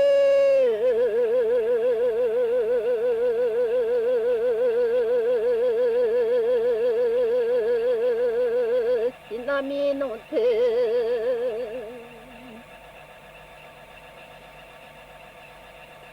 ดูยาดูดูวาลาทินามินเจเทเนยานีย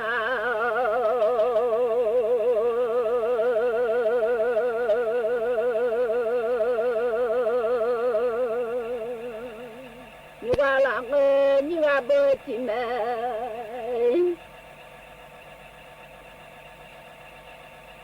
โซนาคาจา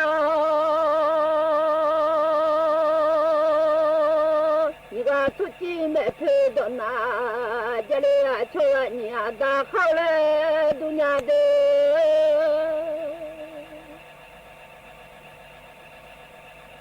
นี่ว่าแม่โซนาคายังไงโน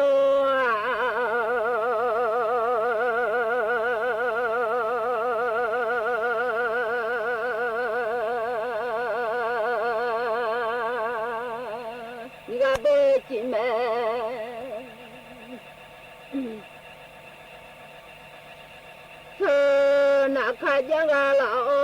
นี่ลาทุกิเมเพดนา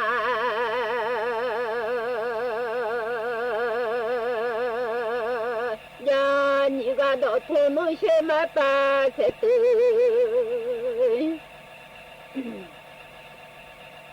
ยาเลเล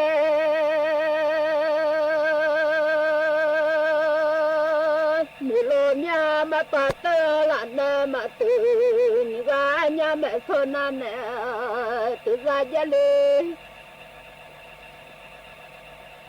เลดุญาโน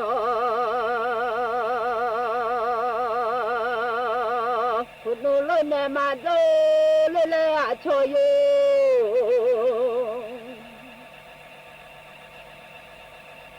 พุโนโลดูเนมาโดเลเล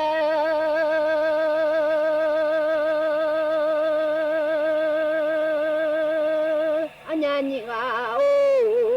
เมโซนาเนดลาจาเลเล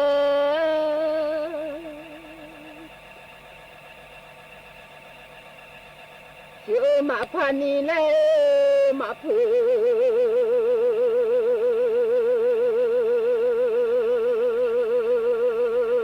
เลเนเลโดโคไลมาเด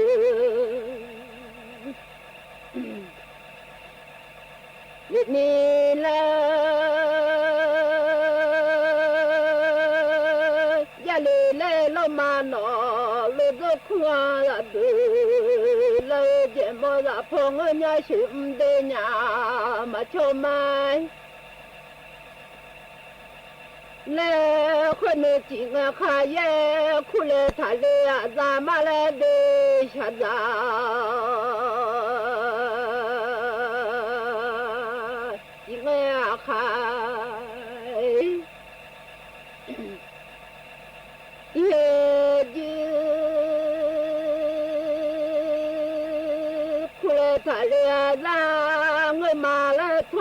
ba do jale lo cho ga ni da khao le ma wa cho yo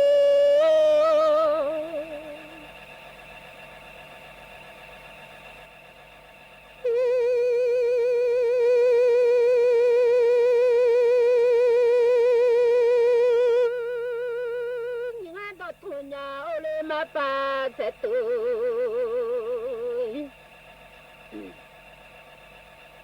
yang no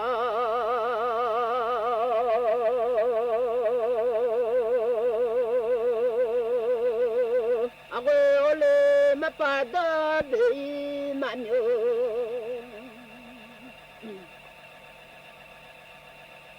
ni yang a khaji ole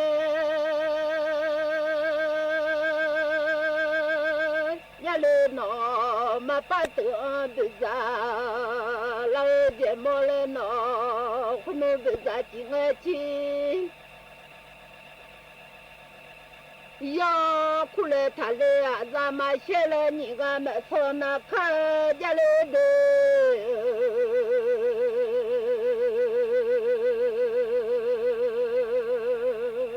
ni ga bo chi me sonaka yo ni ga tu chi me phe do na ya le le si o ma pa e ma phu mo nyai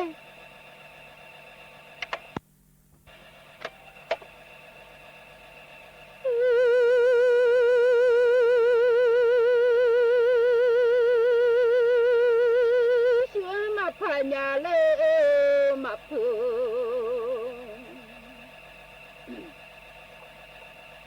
lên đi nó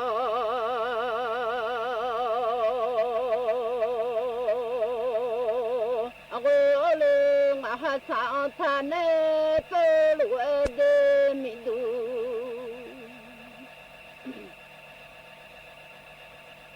sao than nè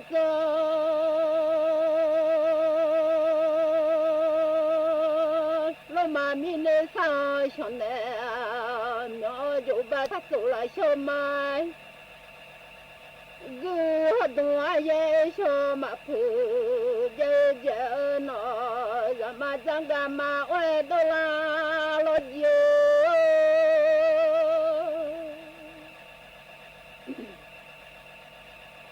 ra mà siêu khả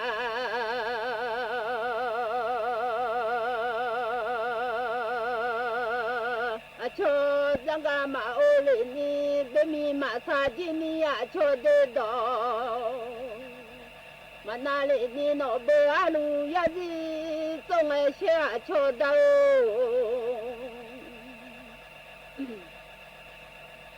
nó bê phu mù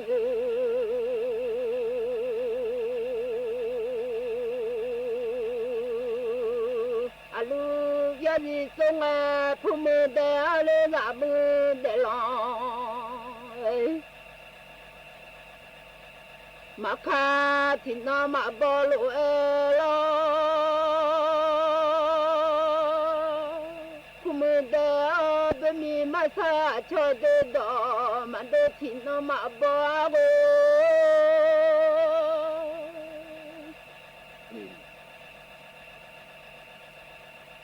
vì mình đang nghe suy dê mà ngựa lên đê đó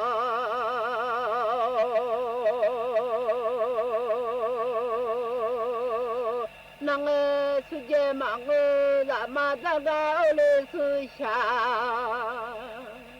mà ngựa vì mình đê đó này nghe gì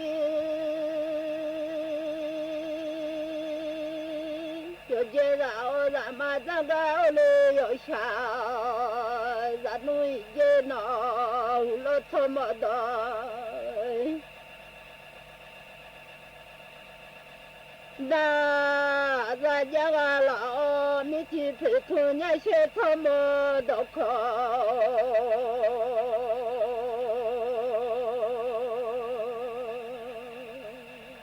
nhà chỉ so ngã nề sát thu lại mà ngơ đê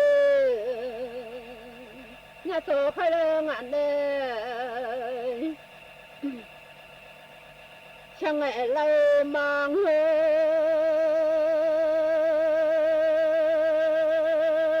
lên nó cho mà mình dễ nói xe ngã hát thì và ra ở cho ra nhà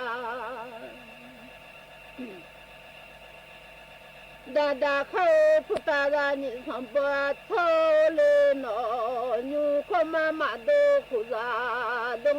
ra đồ thô bà thế mà là yếu áo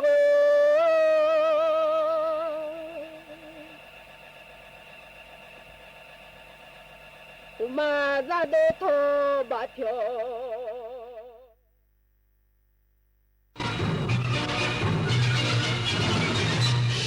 สถานีวิทยุกระจายเสียงแห่งประเทศไทยและเครือข่ายทั่วประเทศเสนอข่าวต้นชั่วโมงรู้เร็วรู้จริงเกาะติดทุกสถานการณ์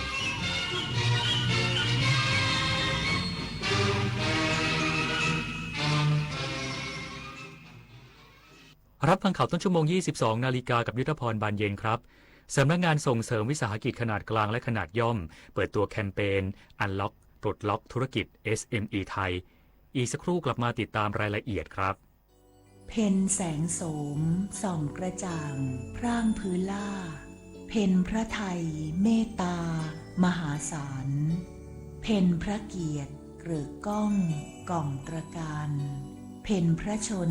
ยิ่งยืนนานสรานรมควรไม่ควรแล้วแต่จะโปรดเกล้ากระหม่อมชั้นคณะผู้บริหารข้าราชการและเจ้าหน้าที่สถานีวิทยุกระจายเสียงแห่งประเทศไทยกรมประชาสัมพันธ์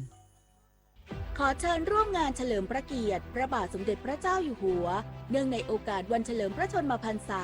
28 กรกฎาคม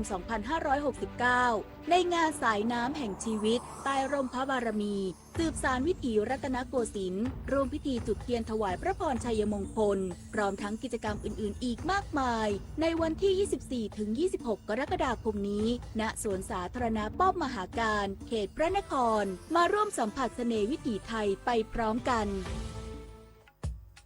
29 กรกฎาคมวันภาษาไทยแห่งชาติภาษาไทยคือมรดกทางปัญญาและเอกลักษณ์อันล้ำค่าของชาติเป็นสื่อกลางเชื่อมความผูกพันและสะท้อนความภาคภูมิใจของคนในชาติ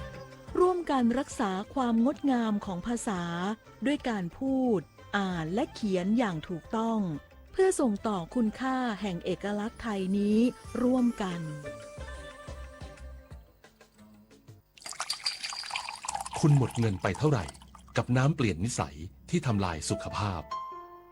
แล้วคุณพลาดโอกาสกอดคนที่รักไปแล้วกี่ครั้งเพราะฤทธิ์น้ำเมาวันเข้าพรรษานี้หนูไม่อยากได้ของเล่นชิ้นใหญ่แต่อยากได้คุณพ่อคนเดิมที่แข็งแรงกลับมาค่ะ30 กรกฎาคมนี้วันเข้าพรรษาและวันงดดื่มสุราแห่งชาติร่วมลดละเลิกเหล้าเข้าพรรษาคืนความสุขให้คนที่คุณรักโทรฟรี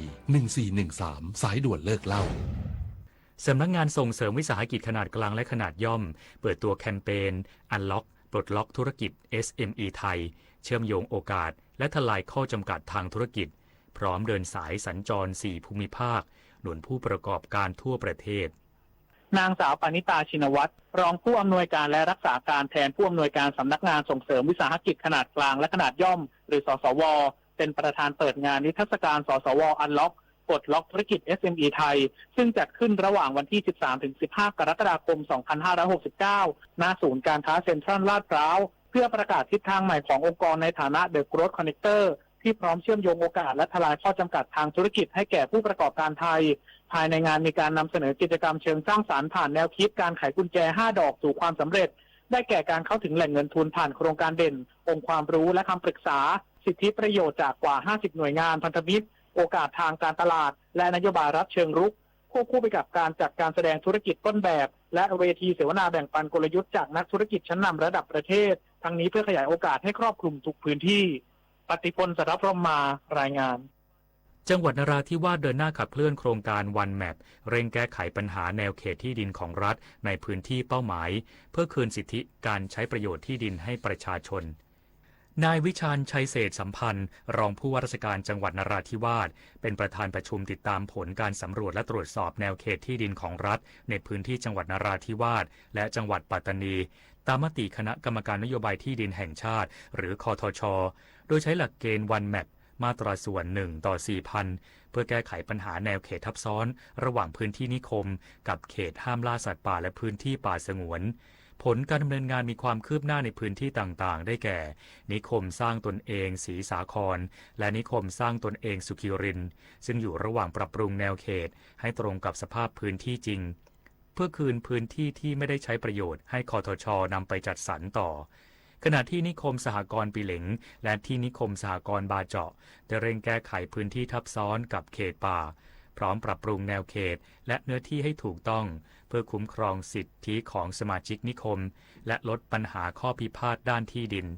ทั้งนี้ผลการสำรวจทั้งหมดจะเสนอให้คณะอนุกรรมการวันแมปพิจารณาอนุมัติแนวเขตที่ดินของรัฐอย่างเป็นทางการซึ่งจะช่วยสร้างความชัดเจนในการใช้ประโยชน์ที่ดิน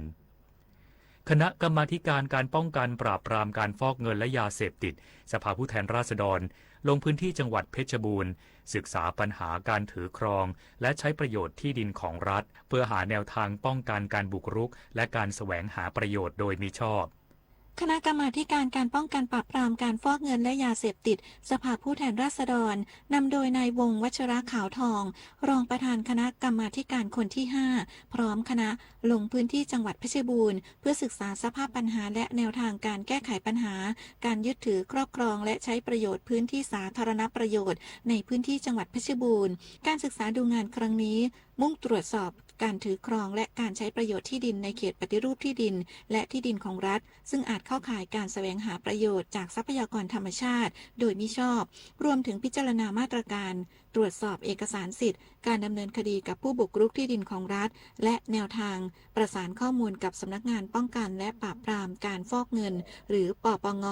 ในกรณีที่เข้าข่ายความผิดมูลฐานตามกฎหมายฟอกเงินทั้งนี้ผลการศึกษาจะนำไปใช้ประกอบการจัดทำข้อเสนอเชิงนโยบายและมาตรการทางกฎหมายเพื่อเพิ่มประสิทธิภาพการคุ้มครองที่ดินของรัฐและทรัพยากรธรรมชาติอย่างยั่งยืนเพลินจิตสวนสินพงศ์สวทเพชรบูรณ์รายงานรู้ปิดรู้ใช้ร่วมใจประหยัดพลังงานจบข่าวยุทธพรบานเย็นอ่านรับฟังข่าวครั้งต่อไปเวลา 23 นาฬิกาครับติดตามข่าวที่นำเสนอไปแล้วได้ที่ www.thainews.prd.go.th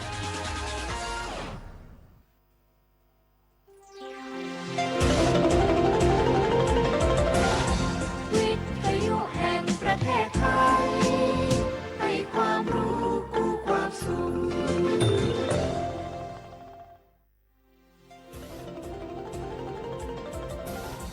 วิทยุแห่งประเทศไทยให้ความรู้คู่ความสุข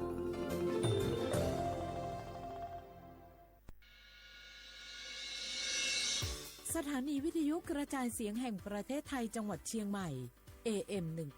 1476 กิโลเฮิรตซ์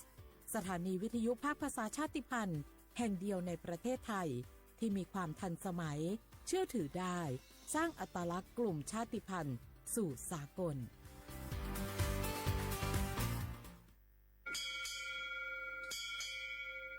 โอโบดาจ้า โอมิชอปเปอร์ เหมอซุงคา บอกว่า ย้อซง อุดูธรรมาสถานีวิทยุภาษาชาติพันธุ์แห่งเดียวในประเทศไทยทันสมัยเชื่อถือได้แล้วพบกันที่สวทเชียงใหม่ AM 1476 กิโลเฮิรตซ์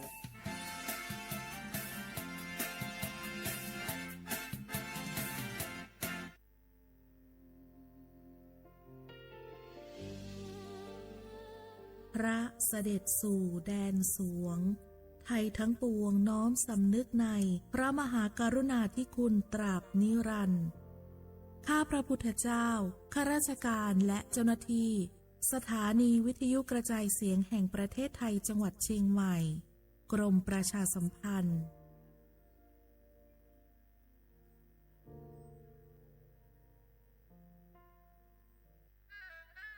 กราบก้มบังคมบาทปิยราชธิดาพระเสด็จสู่ฟ้า ปวงประชาร่ำให้ครวญนานาพระกรณียกิจในดวงจิตทวินหวนทุกเร้าเศร้าในสวงรักคือดวงใจไทยสารคดีแสงเพชรส่องล่าเจ้าฟ้าพัชรกิติยาภาตอนพระราชธิดาผู้ทรงคุณธรรมสมเด็จพระเจ้าลูกเธอเจ้าฟ้าพัชรกิติยาภานเรนทิราเทพยวดีกรมหลวงราชสารินีสิริพัฒน์มหาวชรราชธิดาทรงเป็นแบบอย่างที่ดีในการประพฤติตนด้วยพระจริยวัตรที่งดงามและเรียบง่ายพระอุปนิสัยอันอ่อนโยนมีพระเมตตาต่อผู้ที่ได้โอกาสและผู้ทุกข์ยากพระองค์เสด็จไปทรงเยี่ยมราษฎรในพื้นที่ห่างไกลทรงรับฟังปัญหาและทรงหาหนทางที่จะช่วยเหลืออย่างเป็นรูปธรรมทรงเห็นความสำคัญกับการให้โดยไม่หวังผลตอบแทนพระองค์ทรงสอนให้คนไทยรักสามัคคีและมีน้ำใจต่อกันไม่ว่าจะในฐานะใดก็ล้วนมีศักดิ์ศรีความเป็นมนุษย์เท่าเทียมกันด้วยพระจริยวัตรที่งดงามและเรียบง่าย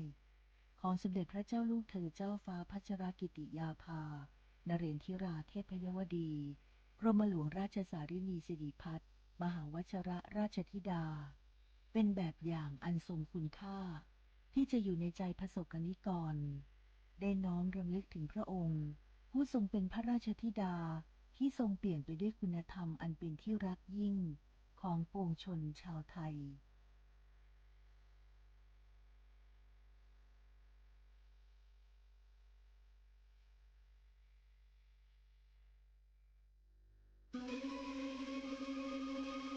ก้าวสำคัญมาถึงแล้วเจียงใหม่นครหลวงของล้านนา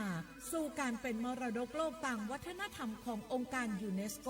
เมืองที่ยังมีชีวิตและมีประชาชนอาศัยอยู่ร่วมกันวันที่ 3-8 สิงหาคม 2569 นี้สภาการโบราณสถานระหว่างประเทศจะลงพื้นที่ตรวจความพร้อมจังหวัดเจียงใหม่ขอเชิญชวนภาครัฐเอกชนและพี่น้องชาวเจียงใหม่ทุกคนมาร่วมแรงร่วมใจพัฒนาปรับปรุงพื้นที่ทั้ง5ประตู4แจ่งตามแนวคูเมืองและ7วัดสำคัญวัดเจียงมั่นวัดพระสิงห์วัดเจดีย์หลวงวัดพระธาตุดอยสุเทพวัดสวนดอกวัด7ยอดและวัดอุโมงค์ช่วยกันดูแลให้สะอาดงดงามคงคุณค่าสถาปัตยกรรมดั้งเดิมเพื่อต้อนรับการตรวจครั้งสำคัญนี้ร่วมกันร่วมสนับสนุนเจียงใหม่สู่เมืองมรดกโลกต่างวัฒนธรรมโดยสวท.เจียงใหม่สำนักงานประชาสัมพันธ์ที่3กรมประชาสัมพันธ์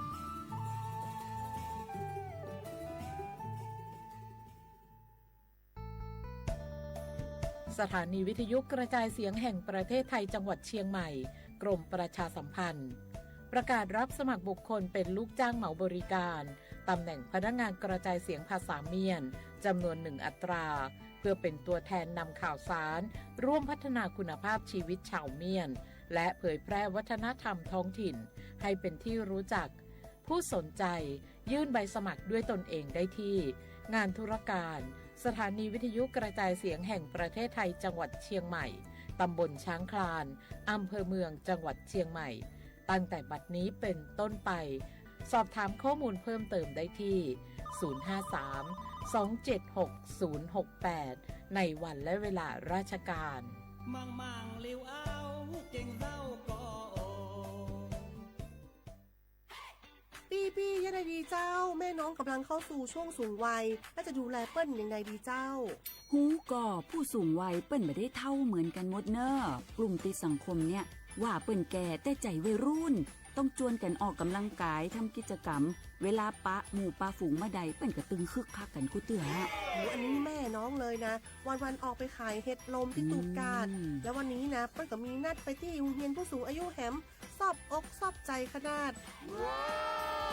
กลุ่มติดบ้านก็เป็นกลุ่มที่บ่ออกไปไหนต้องแต่งบ้านให้ปลอดภัยเตียวบ่ข้องบ่เต้ามันไปพอไปกอยดูแลเรื่องกับเข้ากับป่าจะได้มาง่อมมาเงานะ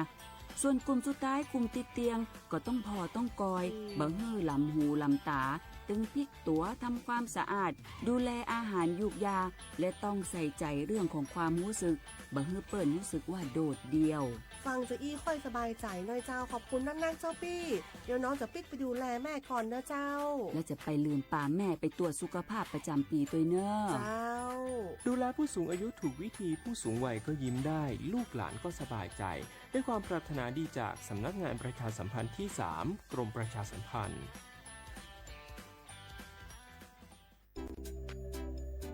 อยากใช้สิทธิ์30 บาทรักษาทุกที่ที่คลินิกทันตกรรมเพียงสังเกตโลโก้30 บาทรักษาทุกที่ก็สามารถรับบริการอุดฟันถอนฟันขูดหินปูนเคลือบหลุมร่องฟันเคลือบฟูออไรด์ไม่เสียค่าใช้จ่ายใช้แค่บัตรประชาชนไม่ต้องรอคิวนานสอบถามข้อมูลเพิ่มเติมโทร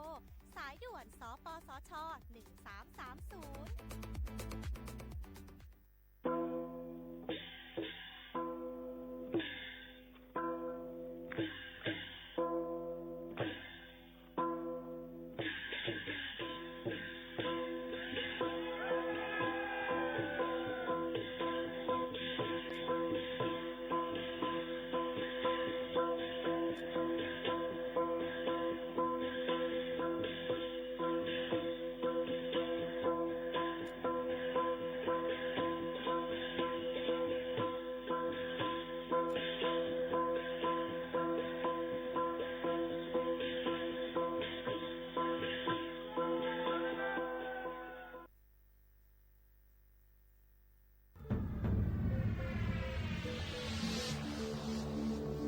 ก้นกูก่อนให้จับลงมาแล้ว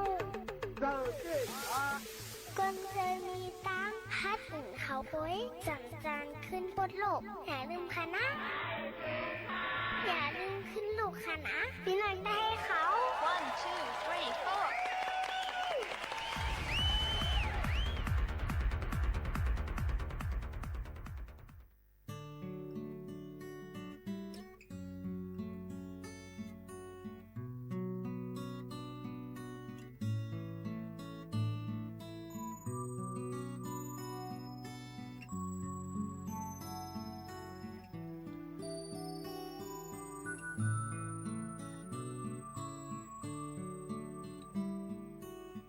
คนเยเศร้ามียานผัดดังหักดังแป้งสันขัดยันลินพังโฮกพังแห่สีพ่อแม่พี่น้องก็ดังหลังเตมึงกวางเยาซ้อมไม่เสอข้าวดังนางแค่ย่างไปโตดูโกเลี้ยวส่งกันยันคัดเบเซอส่งกันเส้นหาตัดเจอดื้อดันเทอานนัดข้ามโปนบางลายทุกข้าอยู่ส่งกับสอนไว้ดังอายต่อสู้กว่าความค้าขายกลางลายอันเนเสผู้หญิงออกวันเมืองหือหา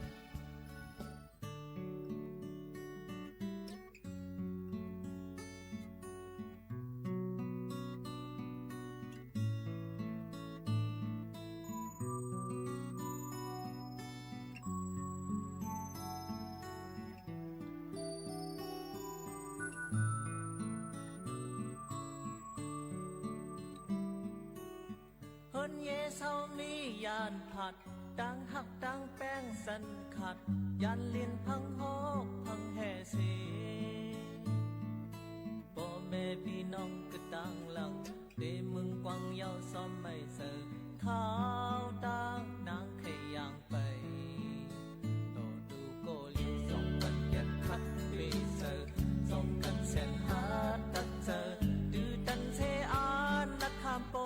นบางลายทุกข้าอยู่เมื่อซุ้งค่ะเมื่อซุ้งพี่น้องผู้ยินถ่อมเฮาค่ะกูก็กูก้นค่ะห่มจมฮับตอนมาถ่อมดินเนอร์ตอนการห้องปล่อยเซ็งสวทเก้งใหม่ AM 147ฮอกีละเฮิร์สปืนปล่อยเซ็งกูวันพอถึงมาข้าวยาม 10 โมงถึง 11 โมงกลางในกลางค่ำอยู่จ้อมขาวโมขาวนู้นเป็นอุ้ยก็อุ้ยแซ่พ่อแม่ปีๆน้องๆเฮาเขาอยู่จ้อมกันที่ไหนค่ะเนาะฮับชมอยู่ที่แล้วตั้งไหลอุบโอต้องตักจ้อมกันไหลในนั่นค่ะชมอยู่ที่ลำปูนค่ะชมอยู่ที่เมืองกอกชมอยู่ที่แล้วต้องตักกันเข้ามาทั้งปักไป11ก่อเนี่ยค่ะกูก็กูเกิลค่ะเนาะยอก็ไม่สูงตั้งเสียงค่ะยอก็อันถ่อมอยู่ตั้งเจดอนเมืองตากพะเยาลำปูนลำปางน่านเมืองไตปัดปืนเมืองนอกเมืองหลายตีหลายตั้งขณะอยู่ตั้งลอยสะเก็ดเจียมเจในกับห่มจมฮับตอนค่ะตอนแต่ในวันเมื่อในเฮาค่ะฮบทบจอมปอแม่ปีน้องเฮาเขาเสเป็นมาวันจันทร์ที่13เดือนธันวาคม2เฮงปลาย26ปีใต้2เฮง1ปากปลาย20ปีก็จ่า1เฮง3ปากปลาย88คู่ถึงมาเหลือน8หลวง14คำในวันเมื่อในค่ะอยู่เป็นอ้อยกออ้อยเซจอมกันที่ในเสกว่าเลยไปเลยก็ให้หลอดเพเขียนกันกูก็กูก้นตั้งหมดตั้งเสียงผักตวนจูถึงปอแม่ปีน้องๆเขาจึงหนังไหนค่ะทอมอยู่ดีเลยเนี่ยก็อุโอตรงตักจอมกันไล่ในนั่นค่ะพี่น้องเขาเฮาคาห่มจมฮับตวนเต้ๆในนั่นค่ะตอนแต่พี่น้องเขาเตมาถ่อมจอมขาวยิ่งหมูขาวนู้นดีในนั่นในค่ะพี่น้องเฮาเขาค่ะอยู่เป็นอ้อยก็อ้อยเซจอมกันทอมอยู่ดีเลยตั้งไหลเนี่ยก็ใครเอามาฝากดวนจนถึงพี่น้องเขากู้ลองกู้อันอยู่หนังหือป้อติมีดังซื้อหนังหือป้อติมีลองตั้งก็จืนเย็นเจอกันนั่นเลยค่ะก็มาฝากดวนจนถึงพี่น้องเขาจึงหนังไหนค่ะค่ะกำเนิดค่ะมาตุ้ยค่ะข่าวเงาเกี่ยวกับเลยลองฟิงฟ้าราศีกันอีกอ่อนนึงในนั่นค่ะในวันเมื่อในนั่นเนี่ยค่ะป้อเตมาตุ้ยดังปอดของซึ่งไทยนั่นเนี่ยค่ะเตมีฝนตกลงมาโหปักมัน 70% ในพื้นที่และเตตกนำตั้งเจดอนแม่ฮ่องสอนเก้งใหม่เก้งหายพะเยาเมืองน่านเมืองตากเนี่ยค่ะลมกัดลมเย็นเตอยู่ที่22ถึง25องศาดีกรีเยาก็ไว้วันเตอยู่ที่30ถึง34องศาดีกรีค่ะตั้งเพลมก็เตมีอยู่10ถึง20กิโลเมตรต่อ1ชั่วโมงในนั่นค่ะเนื้อ7วันตั้งหน้าต่อพอถึงวันที่18นั่นซ้ำในนั่นค่ะเตมีฝนตกน้ำหลายๆพื้นที่จะเจออันอยู่จอมน้ำปางลายเจียมเจในก็รู้เลยฟังกันไว้ในนั่นค่ะเยาก็เพราะว่า17 18นั่นก็ฝนได้ลดย่อมลงมาโหปักมันในก็เตมีอยู่หมอก40% ในพื้นที่ในค่ะเนาะก้อยกาบางตีก็เตตกน้ำบางตีก็เตตกเกลองตั้งเจอในก็อยู่ดีลองฝนล่มๆอันที่เปิ้นล่ำขาดไว้นั่นเสพี่น้องเขาก็อย่าลืมถ่อมด้วยข่าวเงาหนังคือบ่ติดคือตันยก็ติเลยลดเพกันกู300,000เปิงนั่นเอามาฝากตวนจู้ถึงปอแม่ปีน้องๆเขาเกี่ยวกับรองข่าวเงาฝนลมมาจึงหนังไหนค่ะปอแม่ปีน้องๆเฮาเขาค่ะลองดังซะในเนี่ยค่ะพี่น้องเขาก็หลุเลยฟังกันไว้ค่ะเนาะเยาก็ยังมีเทียงเกี่ยวกับเลยลองว่าเฮาคัดเฮ็ดจังหือล่ะเจ้าให้เจ้าสนเจ้าหน้าเขาปีในก็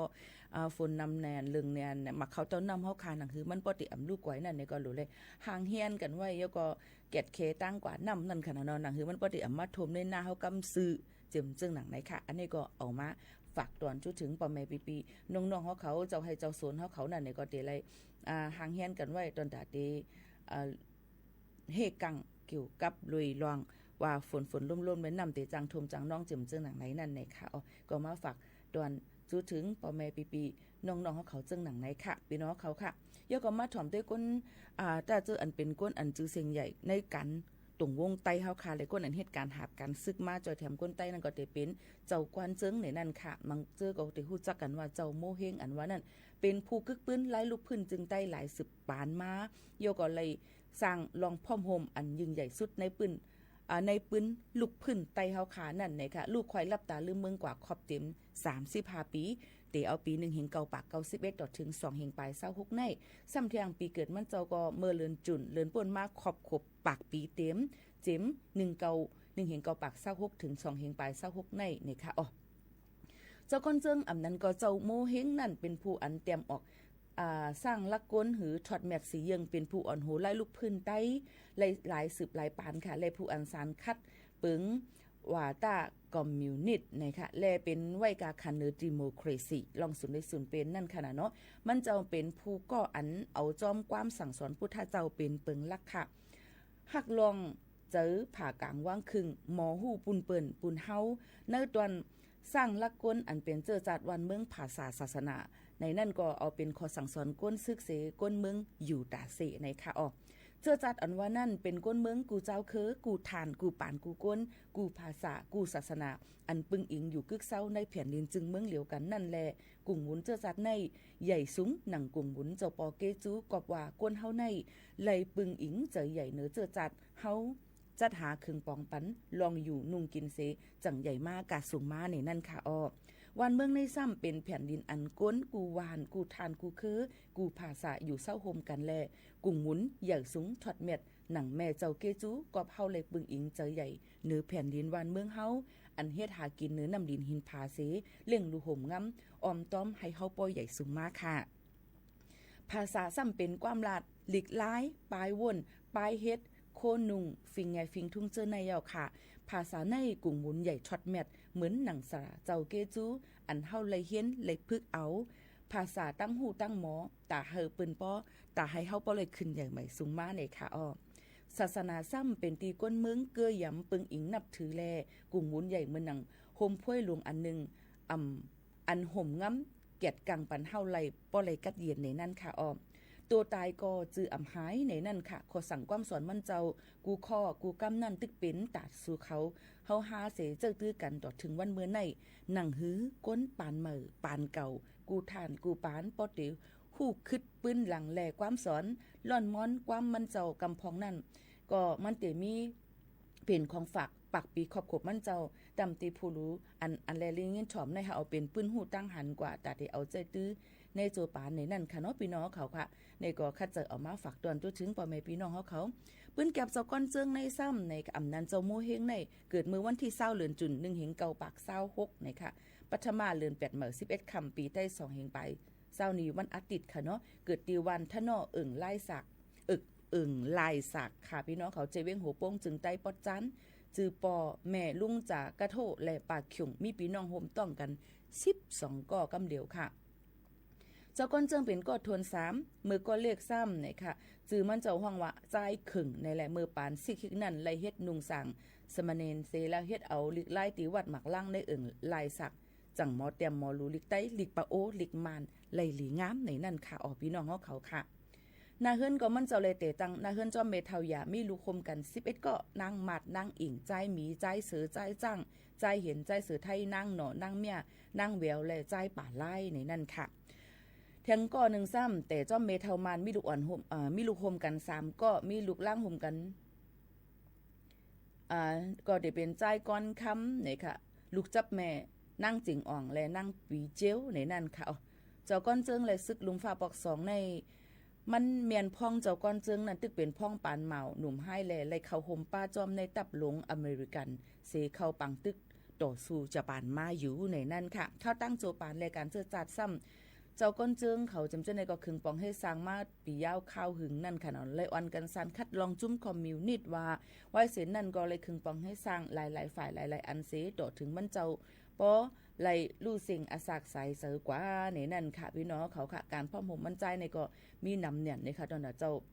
ก้อนเจิงอำนั้นก็เจ้าโมเฮงเขาขานั่นในค่ะเนาะในก็เตเลยว่าเป็นผู้อ่อนโหตีหลีก็หนึ่งเย่อก็เป็นก้นกึกปื้นจือเสียงใหญ่หรือหลังเทียงก็หนึ่งอันหับกันเจอจัดคึงปองเฮ็ดสร้างในนั่นค่ะในก็กูลองกูอันเอามาได้เป็นทอดแมทสียึงเอามาได้เป็นการลองแม่หักพร้อมจอยกวางแก็บแข็งโอนที่มันเจ้าคึงปองให้สร้างและพึกผ่อนมาเอามาได้เป็นลองเอาขึ้นเมืองเลยนำกัดเอ็นเฮียงในก็เป็นล่อนเกียนมันยาวค่ะกอมนั้นลองตั้งเสื้อในก็ลีอยู่กุ่งย่อมุนโตตายก็จื้ออำหายในก็เป็นปื้นแก็บอิดออดเอามาฝากตอนจนถึงพี่น้องเขาให้เลยฮู้จักฮู้จื้อเกี่ยวกับไปลองก้นกึกปื้นอันเฮาค่ะเลยมีไว้นั่นแหละเป็นตอนดาการใต้เฮาค่ะเจ็มจึงหนังไหนในนั่นค่ะพี่น้องเขาค่ะปื้นในที่เป็นไผคึงปองให้สร้างเฮาค่ะล่ะในเตเป็นลองเฮาค่ะเตเลยเตรียมปืนเอาหังเผยมันปืนหลีปืนหายปืนอีสังก็อยู่ที่เฮาค่ะ เฮ็ดแลขึงปองให้สร้างกว่านั้นกุ้ยกวนเฮาค่ะกูก็อ่ำตับรู้เลยว่าก็รู้เลยกัดแขนเหมือนก้นนั่นก็ได้เลยคัดเจอเหมือนก้นนั่นนี่ปิ่งยาเผอก็เล่งเจอมันนาการปุ้นพรอันเฮาค่ะกัดแขนโรงเรียนนั่นนำกัดตั้งแขนอันเฮาค่ะมีนั่นนี่ก็ขึงปองให้สร้างกว่ามันก็ได้เป็นเจ้าให้เจ้าสนเจ้าหน้าตีหลีอันนี้ก็เป็นก้นกึกปืนอันนึงว่าเฮ็ดหน้าจึงหือผูกซ้อมจึงหือหนังหือเตป้อไหลหมักเข้าเตาน้ำมันไหลหมักเหลืองขึ้นโป้งมาในนั้นค่ะมันก็ได้ว่าเหตุการณ์ก่อสร้างในเฮาได้เฮ็ดจึงหือหนังหือมันบ่ได้ก่อสร้างไหลหลีมีก้นหยุ่มย้ำนับถือนำกัดนำตอนเฮาของเจอจังได๋นาการไผมันกูก็ตื่นเต้นเป็นก้นอันสร้างปืนหังเผามันนั่นอยู่ในนั้นค่ะมันก็ตีหมอเตรียมลีกเตรียมลายนี่ก็ครึ่งปองให้สั่งกว่ามันก็เตรียมหมอห้องเพ่งกว้ำนี่ก็เป็นลองครึ่งปองให้สั่งกว่านี่ค่ะกุ้ยกาให้อำหูอำหางให้โมลงกว่ากูอันเสอันนี้ก็อำจักอันนี้ก็อำเป็นนี่ก็อำใครเป็นใครให้เฮาคานั่นเลือกเอาอันไรอันนึงเสเฮามันเป็นที่นำกัดตั้งเขียนกับตัวเฮาขากว่าเลยเป็นปื้นติลีดอนตาเฮาค่ะตั้งนำตั้งลายในนั้นคัดเจอใส่แห้งฝากตอนจุดถึงพ่อแม่ปีๆน้องๆเฮาเขาอยู่ค่ะเอาค่ะกำในเฮาค่ะมาตุ้ยเทียงในค่ะอพี่น้องเฮาเขาค่ะเกี่ยวกับลุยลองข่าวเงากันเทียงอิดอ่อนนึงในค่ะพี่น้องเฮาเขาค่ะเกี่ยวกับกำในเฮาค่ะกับตุ้ยดังมึงโฮมตุ๋มอิดอ่อนนึงในค่ะมื้อหนังตั้งมึงนาลินพิเศษนะคะเนาะตีตั้งเมืองลาเนี่ยก็เมืองไตปอดออกนั่นนะคะมันก็เตมีมาซึกเมืองลาเอาจุ้มเขจ้าเพียน40ก็อันถูกตียอบตีเมืองลานาลินคึกดอนตีหมายสีนั่นส่งปันเขในเลหูจ้อมสายข่าวค่ะเมื่อวันที่10เดือนธันวาคม2เหงปลาย26นั่นซึกเมืองลา NDAA ESS เขาไล่เอาจุ้มเขจ้าเพียน40ก็อันลักเขาเมืองมาปั่นฮวนการเรียนกินเงินตีอยู่เมืองลานั่นเสแลร้อยอับปันเคกว่าตีหลานเรียนลินจับเมืองลาตาหล่อในนั่นค่ะยังตียอบเลยป้าหลักฐานเครื่องโคอันเรียนกินเงินเหมือนหนังเครื่องจักรหลายๆเส้นปนมาเมื่อวันที่2เดือนธันวาคมนั่นก็ซึกเมืองลาเลยเอาเขจ้าเพียน1ปากปลาย55ก็ส่งปันเมืองเคกว่าตีเก็กหลานเรียนลินจับหลานตาหล่อในค่ะห้องการผลิตนาลินคึกต้อนหมาย4เมืองลาในโฮมมือกันตั้งห้องการผายเจอจัดเจอเกี่ยวคองเสผิวหลังจุ่มเขจแผ่นมาคือใหญ่ๆย่ำเหลียวก็ภายห่มรวมลงป่องจึงเมืองเขเขาปึดผุยลุ่มกิ่งแพตีเจเว้งเมืองลาเสจอยแถมปันเครื่องโคเจอหลูเจอตื้อเครื่องจั่นขึ้นปานตีผลิตเมืองลากว่าอยู่ค่ะก็นั้นในลองตั้งเจอในก็เปิ้นก็ตียอบกว่าอยู่ตาสิอำว่าได้เป็นเมืองลาอำว่าได้เป็นเมืองไต้เฮาค่ะก็แพร่ามกว่าตั้งนำตั้งหลายเฮาฟังกันไว้ยก็รู้รวมได้ถึงลูกหลานเฮาค่ะมันก็รายการดีมันก็เลยถูกเนี่ยป้อแฮมถึงที่ป้อถึงอาสากสายใจกว่าเหตุการณ์เลยอำถึงตีถึงตั้งมันเหเปิ้นป้อแฮมกว่าจำเจอในก็มีหรือเลยฟังกันไว้จ้อมในคัดเจอใส่เฮียงเสเอามาฝากฟังไว้ปันป้อแม่ปีๆน้องๆเฮาเขาค่ะลองวัดลองไหวตั้งเมืองจึงไทยในก็อำไปเย้าอำไปไหว้ค่ะพี่น้องเขาที่เป็นลองตั้งอีสังกะมาพี่น้องเขาอย่าลืมกดไลค์กดแชร์ปันเฮาค่ะยิ่งหมู่ขานนที่เอามาฝากต่อแต่แค่นี้ฝากตวนจุดถึงพ่อแม่ปีๆน้องๆเฮาเขาค่ะเนาะลองวัดลองไหวดังเมืองจึงไทยในค่ะกะมาทำถ่อมโฮมตั้นถ่อมหางในตีหยาบคันเจอพี่น้องเขาอย่าลืมค่ะนะตีค่าเจอเอามาฝากปันให้พี่น้องเขาเลยยินถ่อมจ้อมกันดีในจ้อมกันเจ้าหนังในค่ะพี่น้องเขาค่ะลือเฮอลือเจอถ่อมด้วยเพ่งความบานหูถูกเจอกันจูแก็บกำก่อนค่ะนะจมขึ้นมาอุบโอจ้อมกันเที่ยงกำนึงในนั่นค่ะเอาพี่น้องเขาค่ะถ่อมได้เพ่งความบานหูถูกเจอเลยเจอในก็อย่าลืมค่ะเนาะปันแห้งเจอกันเข้ามาถ่อมอยู่ตีแล้วตั้งไรก็ตรงตักกันเข้ามาเลยค่ะถ่อมด้วยความเก่าใจใส่แรงห้องไว้จู่เก่าก่อนค่ะ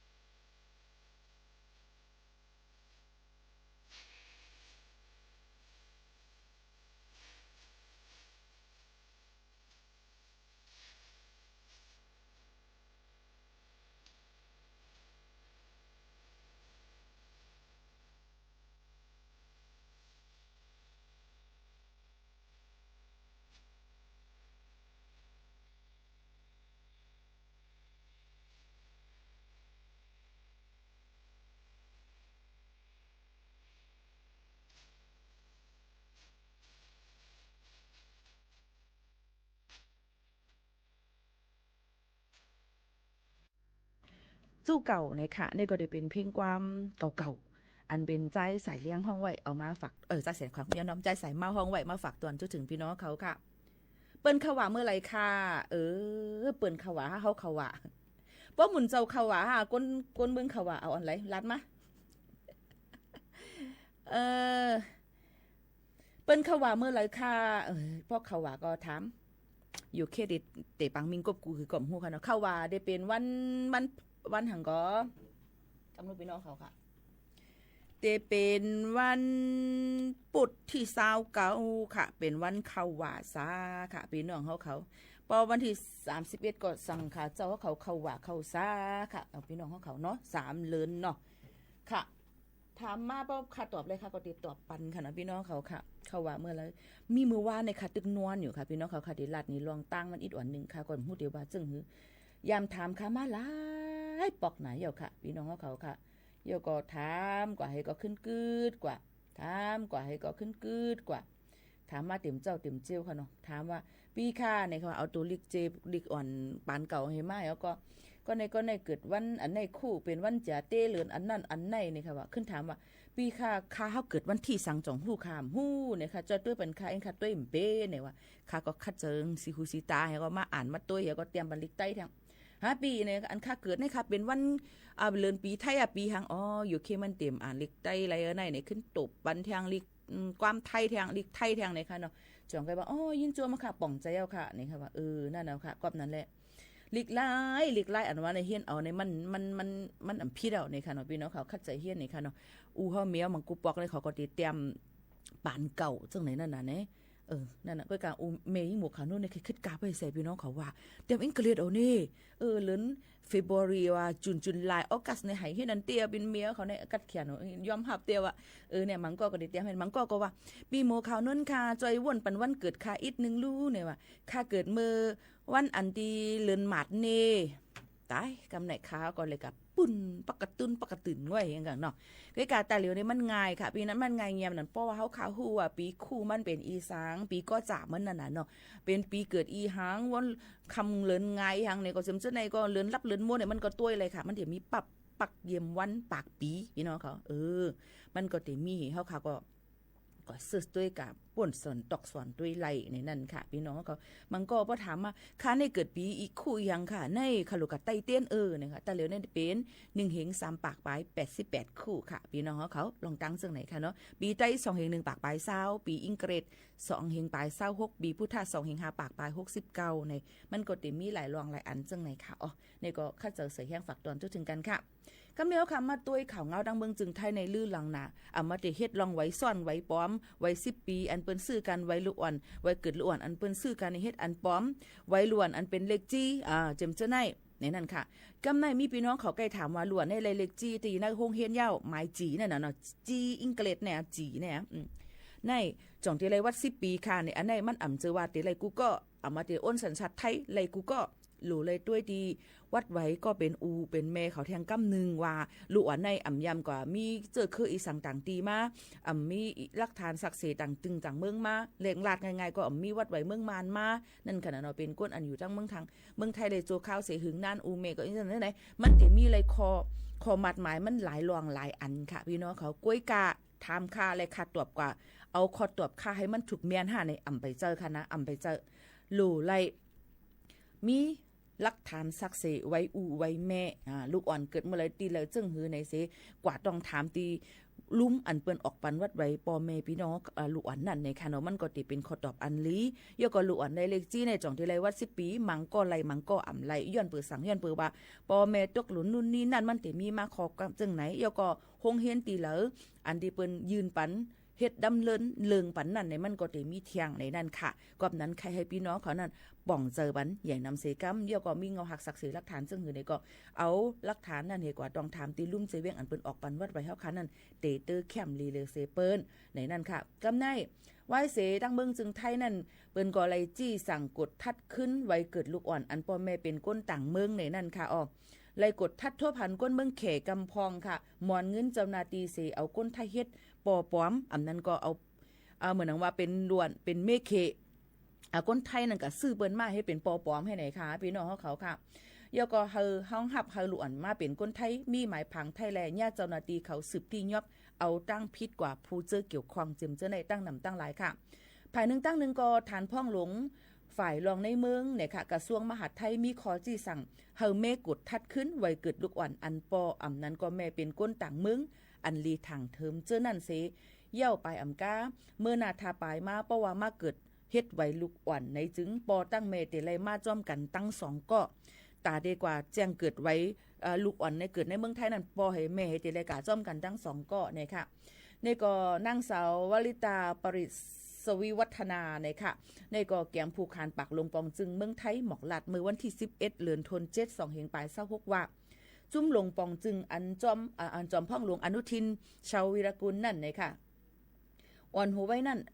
ไว้นำนักเฮ็ดสร้างตาตีแกดแคลองกินสู้กินหลับในนาการหมายฟังไว้กับตัวคนทางเมืองไทยวางแผนนาการตาตีเพียวมวยลองอันจุ่มเหตุการณ์พิษปักเปิงหมายมีเขาเอาลูกอ่อนก้นต่างเมืองเฮ็ดเป็นก้นไทยเสเหตุการณ์ป้ายมักมีเหตุการณ์สักเงินลอยเงินเจิมเจอในค่ะอ้อมกอบในแลมีคอจี้สั่งส่งลิกถึงห้องการฝ่ายเฮ็ดออกหมายพังไว้กับตัวปัดปื้นเมืองไทยตั้ง8ปาก78เจดอนเฮาเมทัดถวงขึ้นไว้เกิดลูกอ่อนอันแม่เป็นก้นต่างเมืองและปอเป็นก้นไทยอันลีทางเทิมเจอนั่นสังว่าเตมาเฮ็ดปันไว้เกิดลูกอ่อนในจึงก็ปอตั้งแม่เตไลกว่าจ้อมกันตีลุ่มกว่าเนเงาหักศักดิ์ศรีตั้งสองก็เดี๋ยวเลยมีลองเงาหักศักดิ์ศรีก้นอันเป็นเงาหักศักดิ์ศรีสักขีพยานมันเทียงให้ไหนค่ะกอบนั้นแลมีคอจี้สั่งส่งลิกถึงห้องการฝ่ายเฮ็ดออกหมายฟังไว้กับตัวปัดปืนเมืองไทยตั้ง8ปาก78เจเว้งเฮาเมทัดทองขึ้นไว้เกิดลูกอ่อนอันแม่เป็นก้นต่างเมืองและปอเป็นก้นไทยอันลีทางเทิมเจ้านั่นสั่งว่าเตมาเฮ็ดปันไว้เกิดลูกอ่อนในก็ปอตั้งแม่เตไลกว่าจ้อมกันลองตั้งมันในเตมาตีอันมือปี2เฮงปลาย24เจ้าหน้าที่ไทยตีนยอบไหลเจ้าเขก็1จื้อห้องเฉียงยินแหลงเป็นหัวหน้าจุ้มเจียเพียนการหลอกเลียนนือออนไลน์มีลองสักเงินเหมือนหนังว่าฟอกเงินนั่นขนาดน้อยพี่น้องเขาค่ะ 7,000 ล้านวัตต์โอนปั่นเมนังมันเป้าเจ๋งเชงตั้งนำค่ะเมื่อกดทัดแทงปื้นตูเขาจึงโฮมว่าค่ะผมไม่เป็นก้นเมืองเขตั้ง2ก็เสตะลูกล่าง3ก็ซ้ำมีหมายฝังไทยห้อยว่าเขาหมอนเงินเสียเฮ็ดเฮาลูกเขาเป็นก้นไทยกว่าขึ้นจอบจ้ามแทงเซียนตั้งลองไว้ไทยจึงจังไรฮู้ว่าป้อไข่ไล่ไว้เกิดลูกอ่อนเอาเงินซื้อเอา1ก็ไหล7ถึง 80,000 วัตต์ต่อถึงแสนวัตต์มีก้นเหตุการณ์ที่ห้องยาและเจ้าหน้าที่หมายฟังโฮมกันหากินไว้อยู่จัดหาบันป้าปอลูกอ่อนอันป้อมไล่6,000ไว้เกิดลูกอันเอาต่างก็มาเฮ็ดเป็นปอนั่นมีไว้อยู่1ปากปลาย64ก็เจ้าหน้าที่ก็ออกหมายตียอบก้นอันเกี่ยวข้องจ้อมลองในตั้งเสียง35ก็ตียอบไหล32ก็ในนั้นป้าเจ้าหน้าที่ห้องยาในเจตอนธนบุรี1ก็เจ้าหน้าที่ลุ่มหมายฝังเทียง1ก็ก้นอันเฮ็ดปันปอปอม14ก็แม่เต้11ก็ปอเต้5ก็ตั้งพิษเขานั่นนักหนาเสตุ้มเตือนลองห่มรวมการวานการเมืองอำไลลองหับห้องเอามาขามประกันเอาเงินเสกำเสอยู่ภายนอกขึ้นลุ่มตราค่ะเตลิอยู่ไว้ในขอกกำเหลวไหนนั่นค่ะออกลองตั้งเจ้าในมันมีมาจิมือไหลเย้าในนั่นค่ะพี่น้องเขาค่ะกอบนั้นแหละลองตั้งว่าการซื้อเฮ็ดเอาเป็นปอเฮ็ดอันปอมาเจ้านั้นเจ้าในฟังกันไว้ค่ะมันก็มาเกิดรวยใครไรลูกมีไหวมีวัดมีไหวเอาปอเฮ็ดปอมจำได้หมอนเงินปันกันจำจะได้หลู่ไรฟังกันไว้ย้อนเปื่อว่าเงาหักศักดิ์ศรีเปิ้นได้ตรวจป้า DNA นู่นนี่นั่นเฮเพราะว่าเปิ้นรองถามเทอมในเปิ้นก็ได้ขึ้นซับเซสืบเอาตั้งพิษกว่าเฮาปอถึงตีมันไหนนั่นค่ะอันนี้ก็เอามาฝากฟังไว้ปันปอแม่ปีน้องเฮาเขาก็หนึ่งหนังหือปอเตอำไลกว่าเฮ็ดพิษจำจะไหนย่อก็ลองกันซื้อเฮ็ดวัดไว้ป้อมจำจะไหนก็หลู่ฟังไว้ค่ะเนาะไว้เฮียงการแต่เหลียวก็มีอันป้อมเนี่ยก็หลู่เลยฟังกันไว้ในนั่นค่ะกูลองกูอันเฮากูกะตกล็อกมันเสติจังเฮ็ดให้เฮาขาเป็นก้นพิษกว่าเลยอำฮู้ตูจำจะไหนก็หลู่เลยฟังกันไว้กูก็กูก้นตั้งหมดตั้งเสงในนั่นค่ะฝากฟังไว้ปั่นจึงหนังไหนค่ะออกปอแม่ปีน้องๆเขาค่ะลือเจอถ่อมด้วยเพียงความหวานหูถูกเจอกัน1โหกว่านจ่องขึ้นมาอุบโอจอมกันเทียงกำหนึ่งจึงหนังในค่ะพี่น้องเขาค่ะสืบถ่อมด้วยเพียงความหวานหูถูกเจออันทางเฮียนมาฝากตวนจุดถึงปอแม่ปีน้องๆเขาในวันเหมือนในกันกวนค่ะพี่น้องเขาค่ะ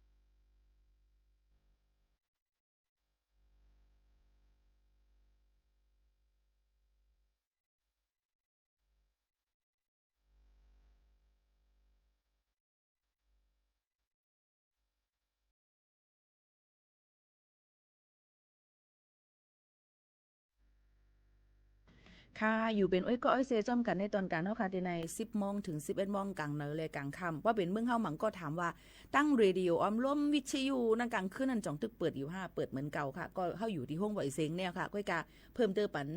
ตั้งเพิ่มเติมปันตังออนไลน์จอมจังไหนค่ะพี่น้องเขาอันนี้ก็คัดเจอเอามาฝากตอนจุถึงพี่น้องเขาจังหนังไหนค่ะเอาความปีโมคาเอาฮักมีมากมายมือใจมีจะมาฮักพิเจอฮักสืบฮักเอาอะไรลัดมากค่ะน่ะมันมีน้ำไว้เฮ้ยไงเอาค่ะกำไรมาถ่อมซ้ำกันทางเมื่อเกลลาก่อนลองวัดลองไว้สั่งว่าพี่น้องเขาเนี่ยค่ะอำปองเจอลองวัดลองไว้ไว้ลูกเข้าในเตียนเลยอีสั่งลูกเข้าในเฮาคาก็มีเงาหักศักดิ์ศรีมันเสียก็เอาหลักฐานนี่ก็ต้องถามลุงเจเบี้ยงตีอันเฮาคาอยู่จำที่ห้องเรียนจำลูกเฮาคานั้นมันมีเหมือนหนังเฮาคาอยู่ดั้งจอมต้องไหนก็ดีอำเภอดั้งปวนมันมีอีหังจำเจ้าไหนเฮาก็รู้กว่านั่นค่ะเนาะพี่น้องเขาค่ะลองตั้งเจ้าไหนมันก็ดีตื้อเข้มลีเตเป็นขอตอบตีลีที่สุดปก็ทำเจ้าหน้าที่ฝ่ายหลายฝ่ายนั่นซึ่งนั้นค่ะข้าวได้ก็เป็นสื่อดอนดาเดมาต่อแต่แค่นี้ฝากตอนให้พี่น้องเขาเลยครับผู้ป่องเลี้ยงจิมจึงหนังในกุ้ยในนั่นเขาเพราะว่าให้ซับเซเดก็มังปอกมังเลยมากกูจังตุกหล่นตุกหงตุกหายกว่าไรแล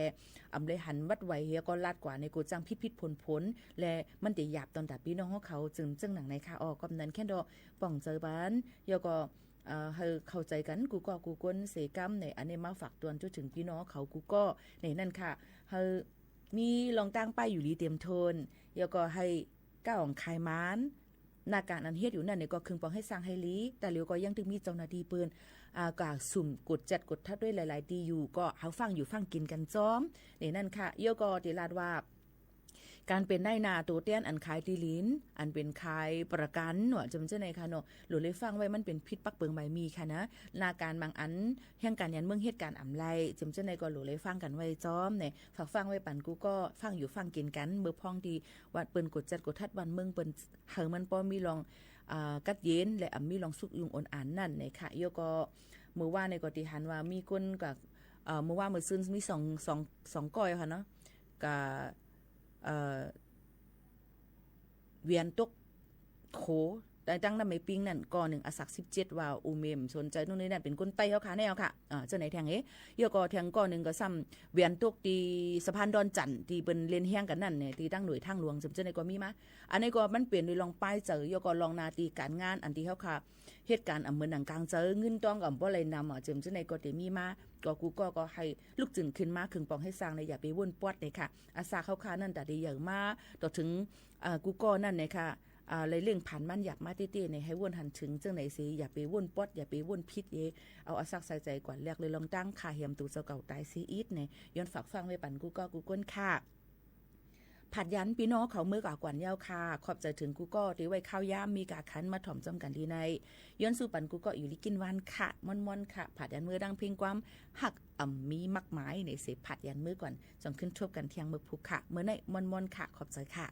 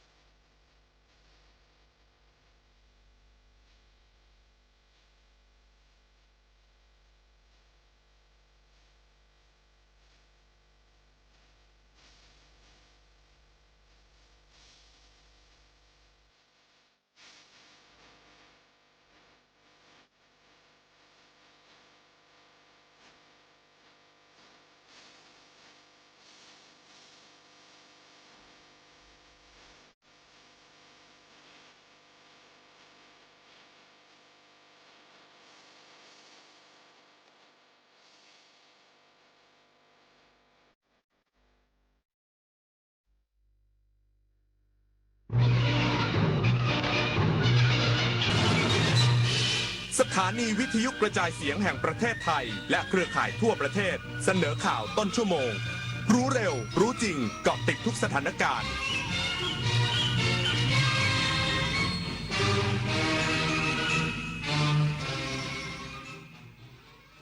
รับฟังข่าวต้นชั่วโมง 23 นาฬิกากับยุทธพรบานเย็นครับรองนายกรัฐมนตรีและรัฐมนตรีว่าการกระทรวงพาณิชย์เตรียมเดินทางเยือนสหรัฐเพื่อหารือกับสำนักงานผู้แทนการค้าสหรัฐอีกสักครู่กลับมาติดตามรายละเอียดครับเพ็ญแสงโสมส่องกระจ่างพร่างพื้นล่าเพ็ญพระไทยเมตตามหาศาลเพ็ญพระเกียรติเกริกก้องก่องตระการเพ็ญพระชนยิ่งยืนนานสรานรมควรมิควรแล้วแต่จะโปรดเกล้ากระหม่อมฉัน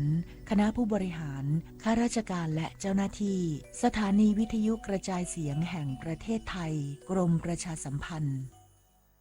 ขอเชิญร่วมงานเฉลิมพระเกียรติพระบาทสมเด็จพระเจ้าอยู่หัวเนื่องในโอกาสวันเฉลิมพระชนมพรรษา 28 กรกฎาคม 2569 ในงานสายน้ำแห่งชีวิตใต้ร่มพระบารมีสืบสานวิถีรัตนโกสินทร์ร่วมพิธีจุดเทียนถวายพระพรชัยมงคลพร้อมทั้งกิจกรรมอื่นๆอีกมากมายในวันที่ 24-26 กรกฎาคมนี้ณสวนสาธารณะป้อมมหาการเขตพระนครมาร่วมสัมผัสเสน่ห์วิถีไทยไปพร้อมกัน29 กรกฎาคมวันภาษาไทยแห่งชาติภาษาไทยคือมรดกทางปัญญาและเอกลักษณ์อันล้ำค่าของชาติเป็นสื่อกลางเชื่อมความผูกพันและสะท้อนความภาคภูมิใจของคนในชาติร่วมกันรักษาความงดงามของภาษาด้วยการพูดอ่านและเขียนอย่างถูกต้องเพื่อส่งต่อคุณค่าแห่งเอกลักษณ์ไทยนี้ร่วมกันคุณหมดเงินไปเท่าไหร่กับน้ำเปลี่ยนนิสัยที่ทำลายสุขภาพแล้วคุณพลาดโอกาสกอดคนที่รักไปแล้วกี่ครั้งเพราะฤทธิ์น้ำเมาวันเข้าพรรษานี้หนูไม่อยากได้ของเล่นชิ้นใหญ่แต่อยากได้คุณพ่อคนเดิมที่แข็งแรงกลับมาค่ะ30 กรกฎาคมนี้วันเข้าพรรษาและวันงดดื่มสุราแห่งชาติร่วมลดละเลิกเหล้าเข้าพรรษาคืนความสุขให้คนที่คุณรักโทรฟรี1413สายด่วนเลิกเหล้ารองนายกรัฐมนตรีและรัฐมนตรีว่าการกระทรวงพาณิชย์เตรียมเดินทางเยือนสหรัฐเพื่อหารือกับสำนักงานผู้แทนการค้าสหรัฐเร่งสรุปข้อตกลงภาษีต่างตอบแทนมุ่งรักษาความสามารถแข่งขันผู้ส่งออกไทยนางสุภจีสุธรรมพันธ์รองนายกรัฐมนตรีและรัฐมนตรีว่าการกระทรวงพาณิชย์เปิดเผยว่าจะนำคณะเดินทางเยือนสหรัฐอเมริการะหว่างวันที่ 15-17 กรกฎาคมนี้เพื่อหารือกับสำนักงานผู้แทนการค้าสหรัฐหรือ USTR และหน่วยงานที่เกี่ยวข้องโดยมีเป้าหมายเร่งสรุปการเจรจาข้อตกลงอัตราภาษีต่างตอบแทนหรือ ARTEX ก่อนวันที่ 24 กรกฎาคมซึ่งเป็นวันครบรอบกำหนดของกระบวนการตามมาตรา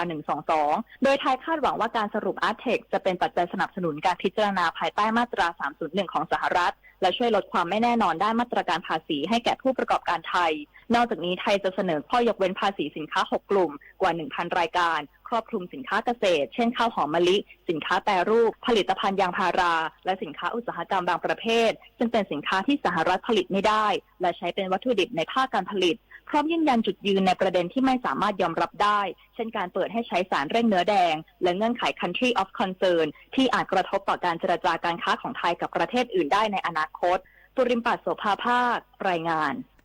สมาคมผู้เลี้ยงสุกรแห่งชาติประกาศปรับขึ้นราคาแนะนำสุกรมีชีวิตหน้าฟาร์มอีก2 บาทต่อกิโลกรัมมีผลวันพรุ่งนี้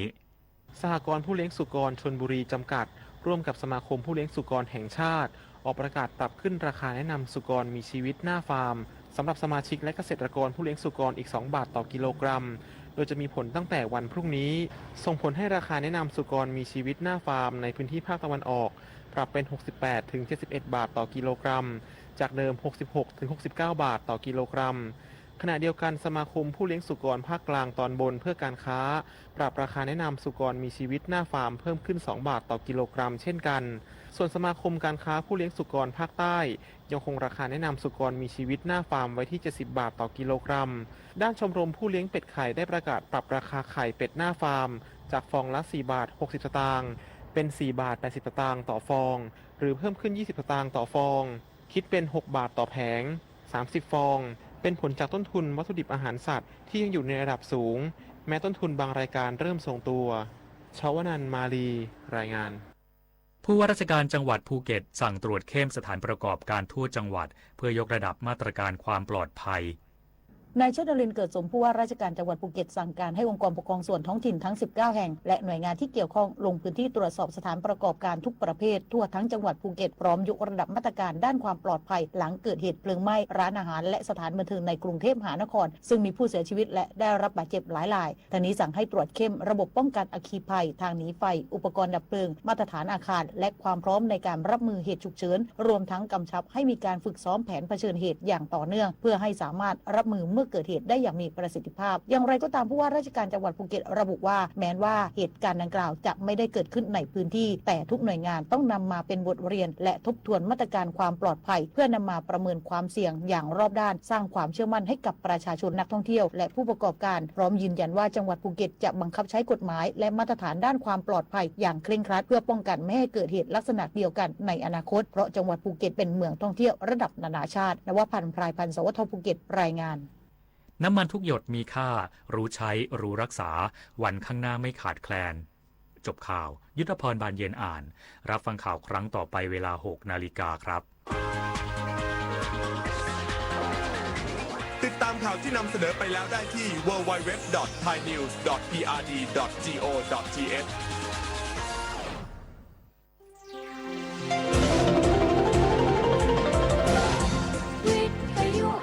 ประเทศไทยให้ความรู้คู่ความสุข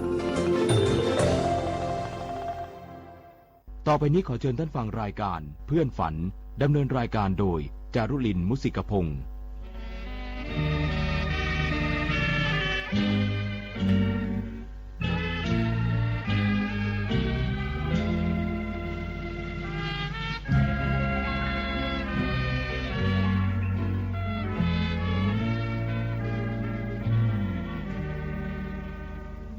มีเพื่อนรวมฝันในวันนี้วันที่มีเสียงเพลงบรรเลงวอนเดี๋ยวออดอ่อน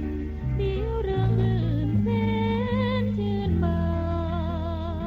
นเดี๋ยวสับสานเดี๋ยวโศก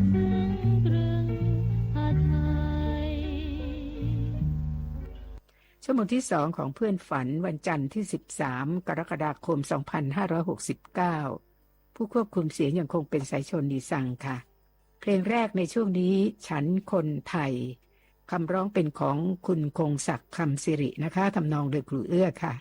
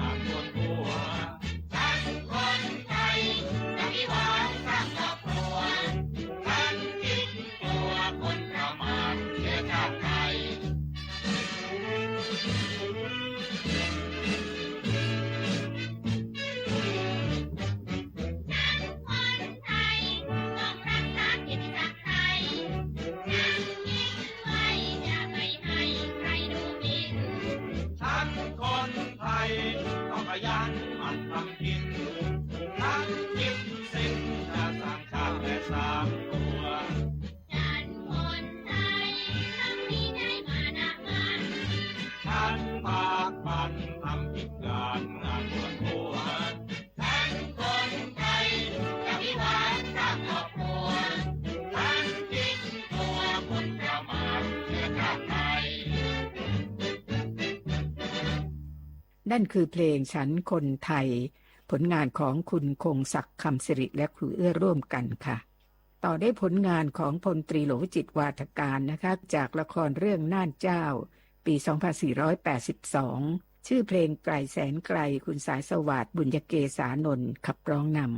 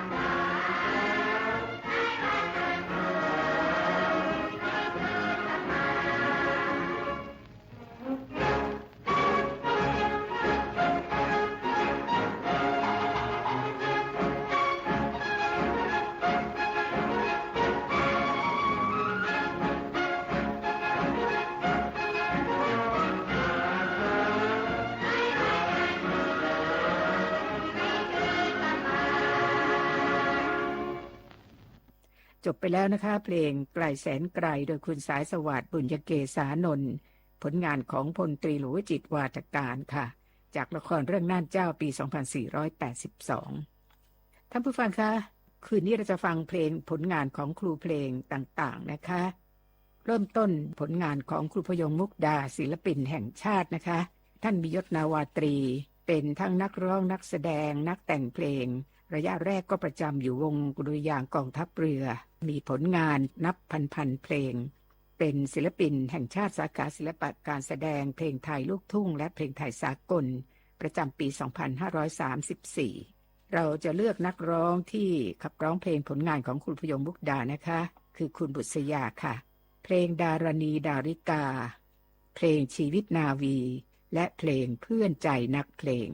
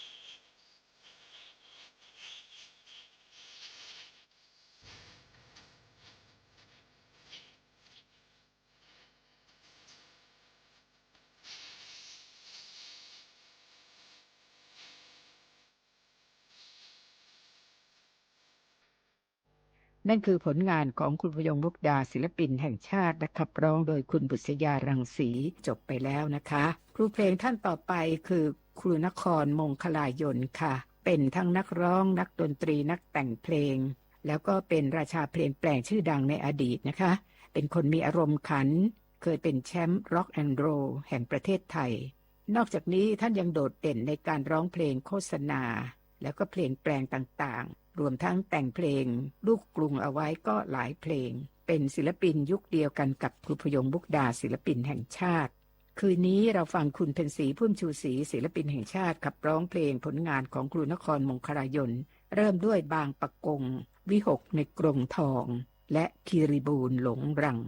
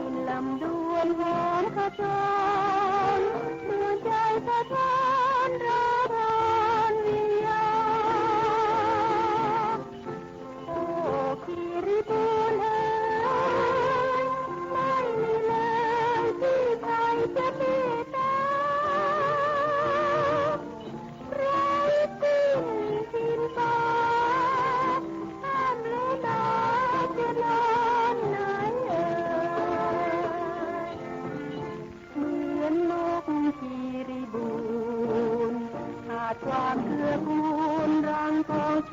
มนางน้องรังที่ไหนใจใจจะขาดร้อนเดือนทองฟ้าเป็นหนาวลมเย็นเล็บใจหยอกย้อนกลิ่นลำดวนหอมกระโจนดวงใจสะท้อนร้อนวิญญาณโอ้คิดถึงหาไม่เลยที่ใจจะเมตตา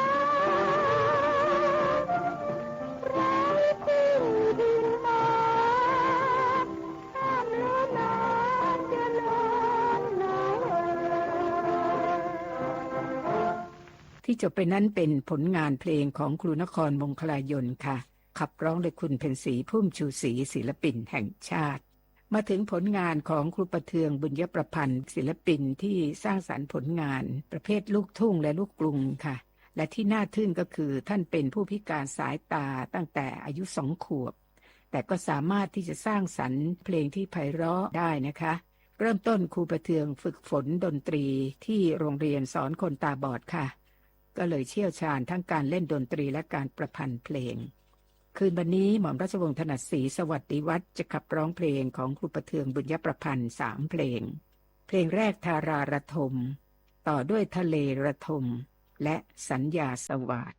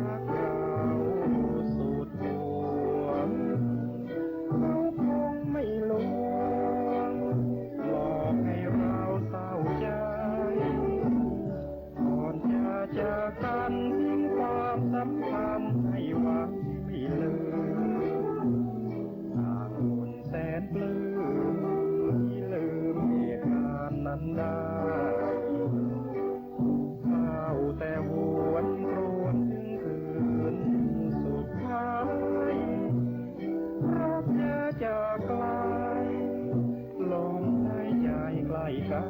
นฝากสัญญาไว้ในสุสานลมหายใจฝากความรักให้ลมหายใจสู่สายเดียวกันฝากดวงใจไว้ใต้ดวงจันทร์ฝากความรักมันไว้ด้วยถ้อยคำอุตส่าห์คอยวันสัญญาสาบานสัมพันธ์รักมันสาเฝ้ารอสาบานที่เคยเธอพรางเชื่อว่ารักคงที่ทำให้ช้ำรักคงจะจ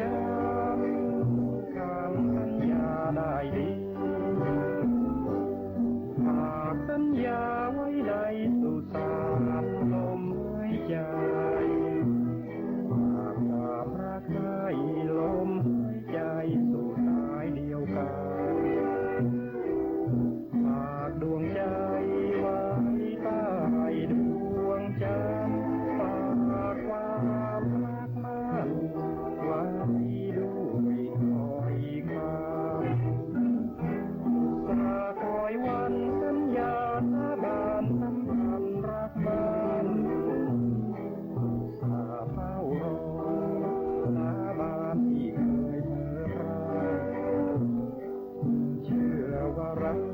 คงที่ทำให้ช้ำ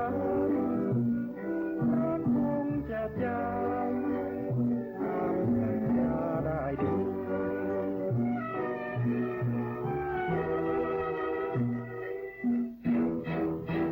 ครูเพลงท่านต่อไปก็คือครูชลอไตรตรองสอนค่ะท่านเป็นทั้งนักร้องนักแต่งเพลงในยุคบุกเบิกของเพลงไทยสากลและไทยลูกทุ่ง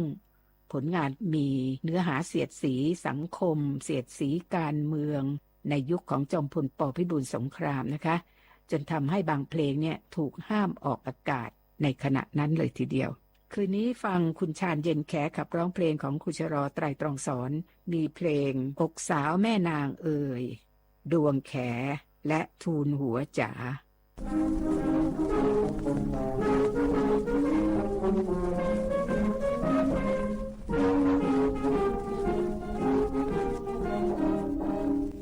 คนอื่นเขาชื่นยิ่งนักหรือเธอยิ่งหลงละเมอเขาไม่มีหาปล่อยจุดอ่อนให้เขาแอบไม่วางตัวสารพรางเขาเคยชื่นชมอกคนอื่นเขาชื่นใจน้องเพียงไร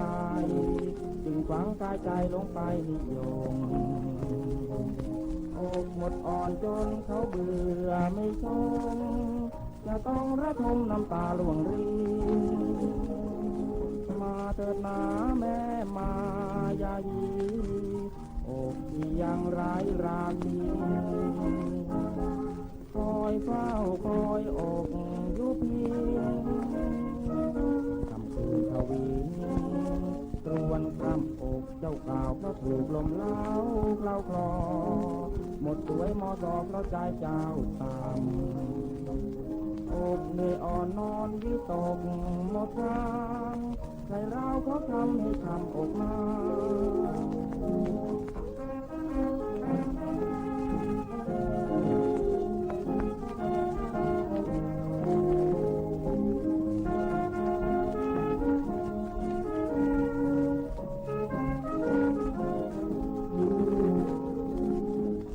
คนอื่นถึงชื่นใจนุด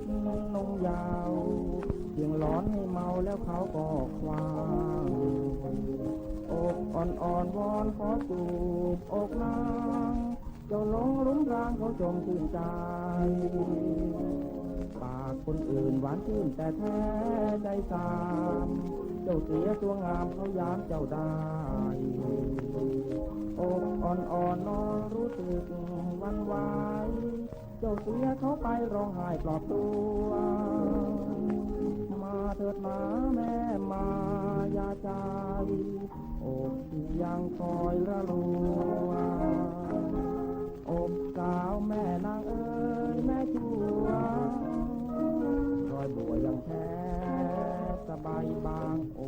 เปล่าเพราะถูกลมเล้าเพียงใด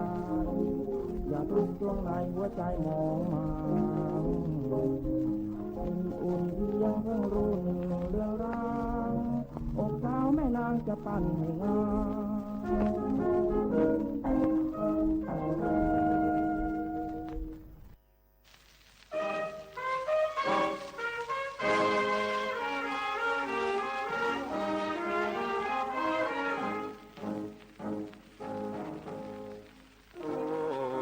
แค่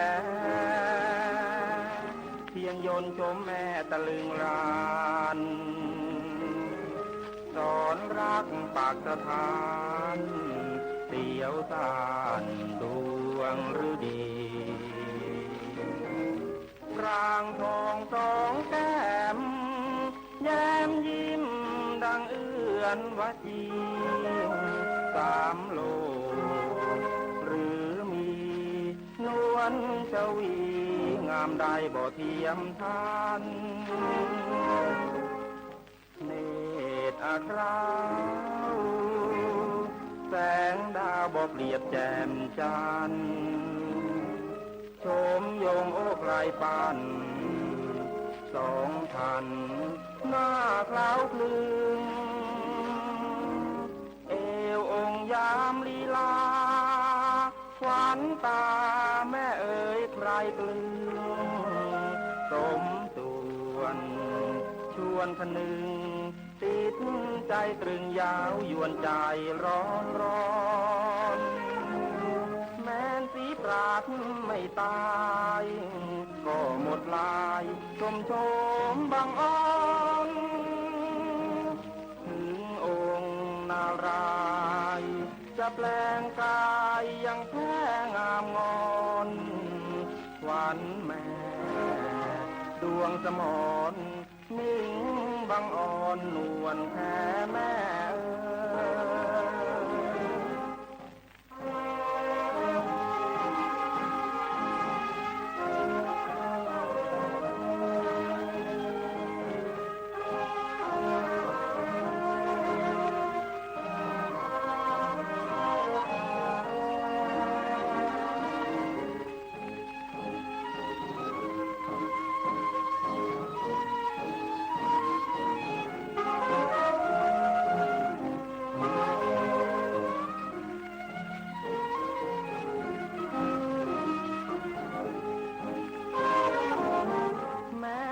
ปราดไม่ตาย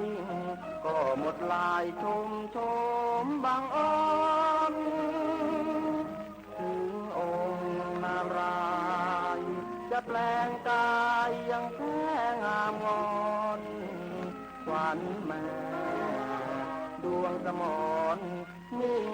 บางอ่อนนวลแพ้แม่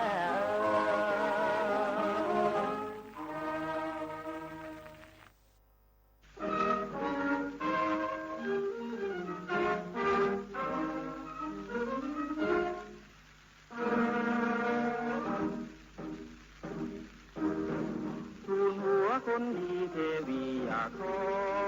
นอย่ามัวแห่งอนร้อนใจทำโปรที่มาขอโทษจะโกรธที่ไปถึงไหนเหล่านี้ทูลหัวเมตตากับพี่สักครั้งอย่าคิดทิ้งทางรักยังคงที่หากบัวเหลือเยื่อไม่เอื้อปราณีถ้าหากใจพี่ไม่มีเยื่อใยสูดสาถนอมรักหรือควรมาหักให้รักขาดหายต้นชื่นมาช้ำปลา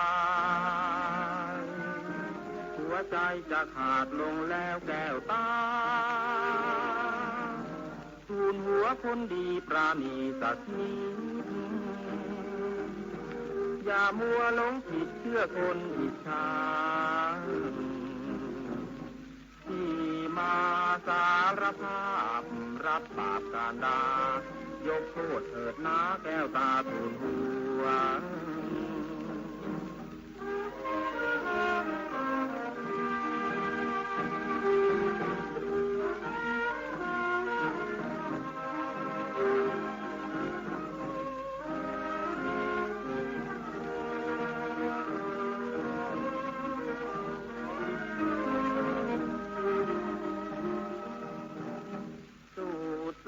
ถนอมรักหรือควรมาหักให้รักขาดหายต้นชื่นมาช้ำปลายหัวใจจะขาดลงแล้วแก้วตาทูลหัวคนดีปราณีสักนิดอย่ามัวหลงผิดเชื่อคนอิจฉาที่มาสารภาพรับบาปการดายกโทษเถิดนะแก้วตาทูลหัว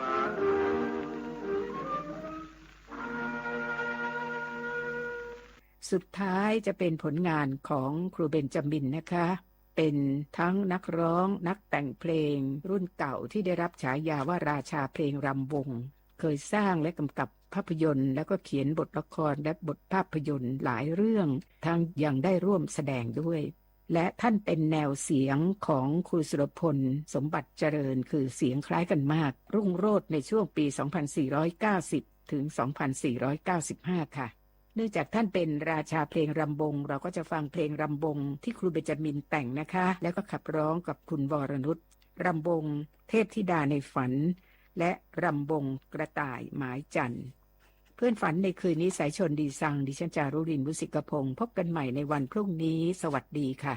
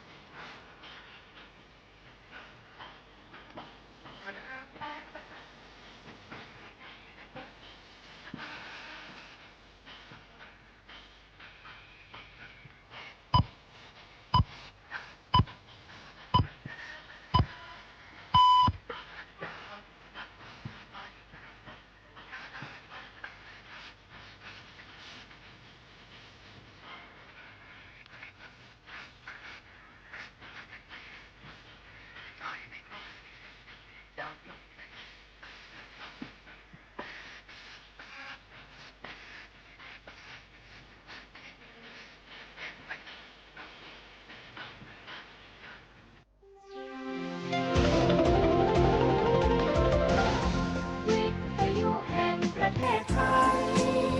ให้ความรู้คู่ความสุข ที่นี่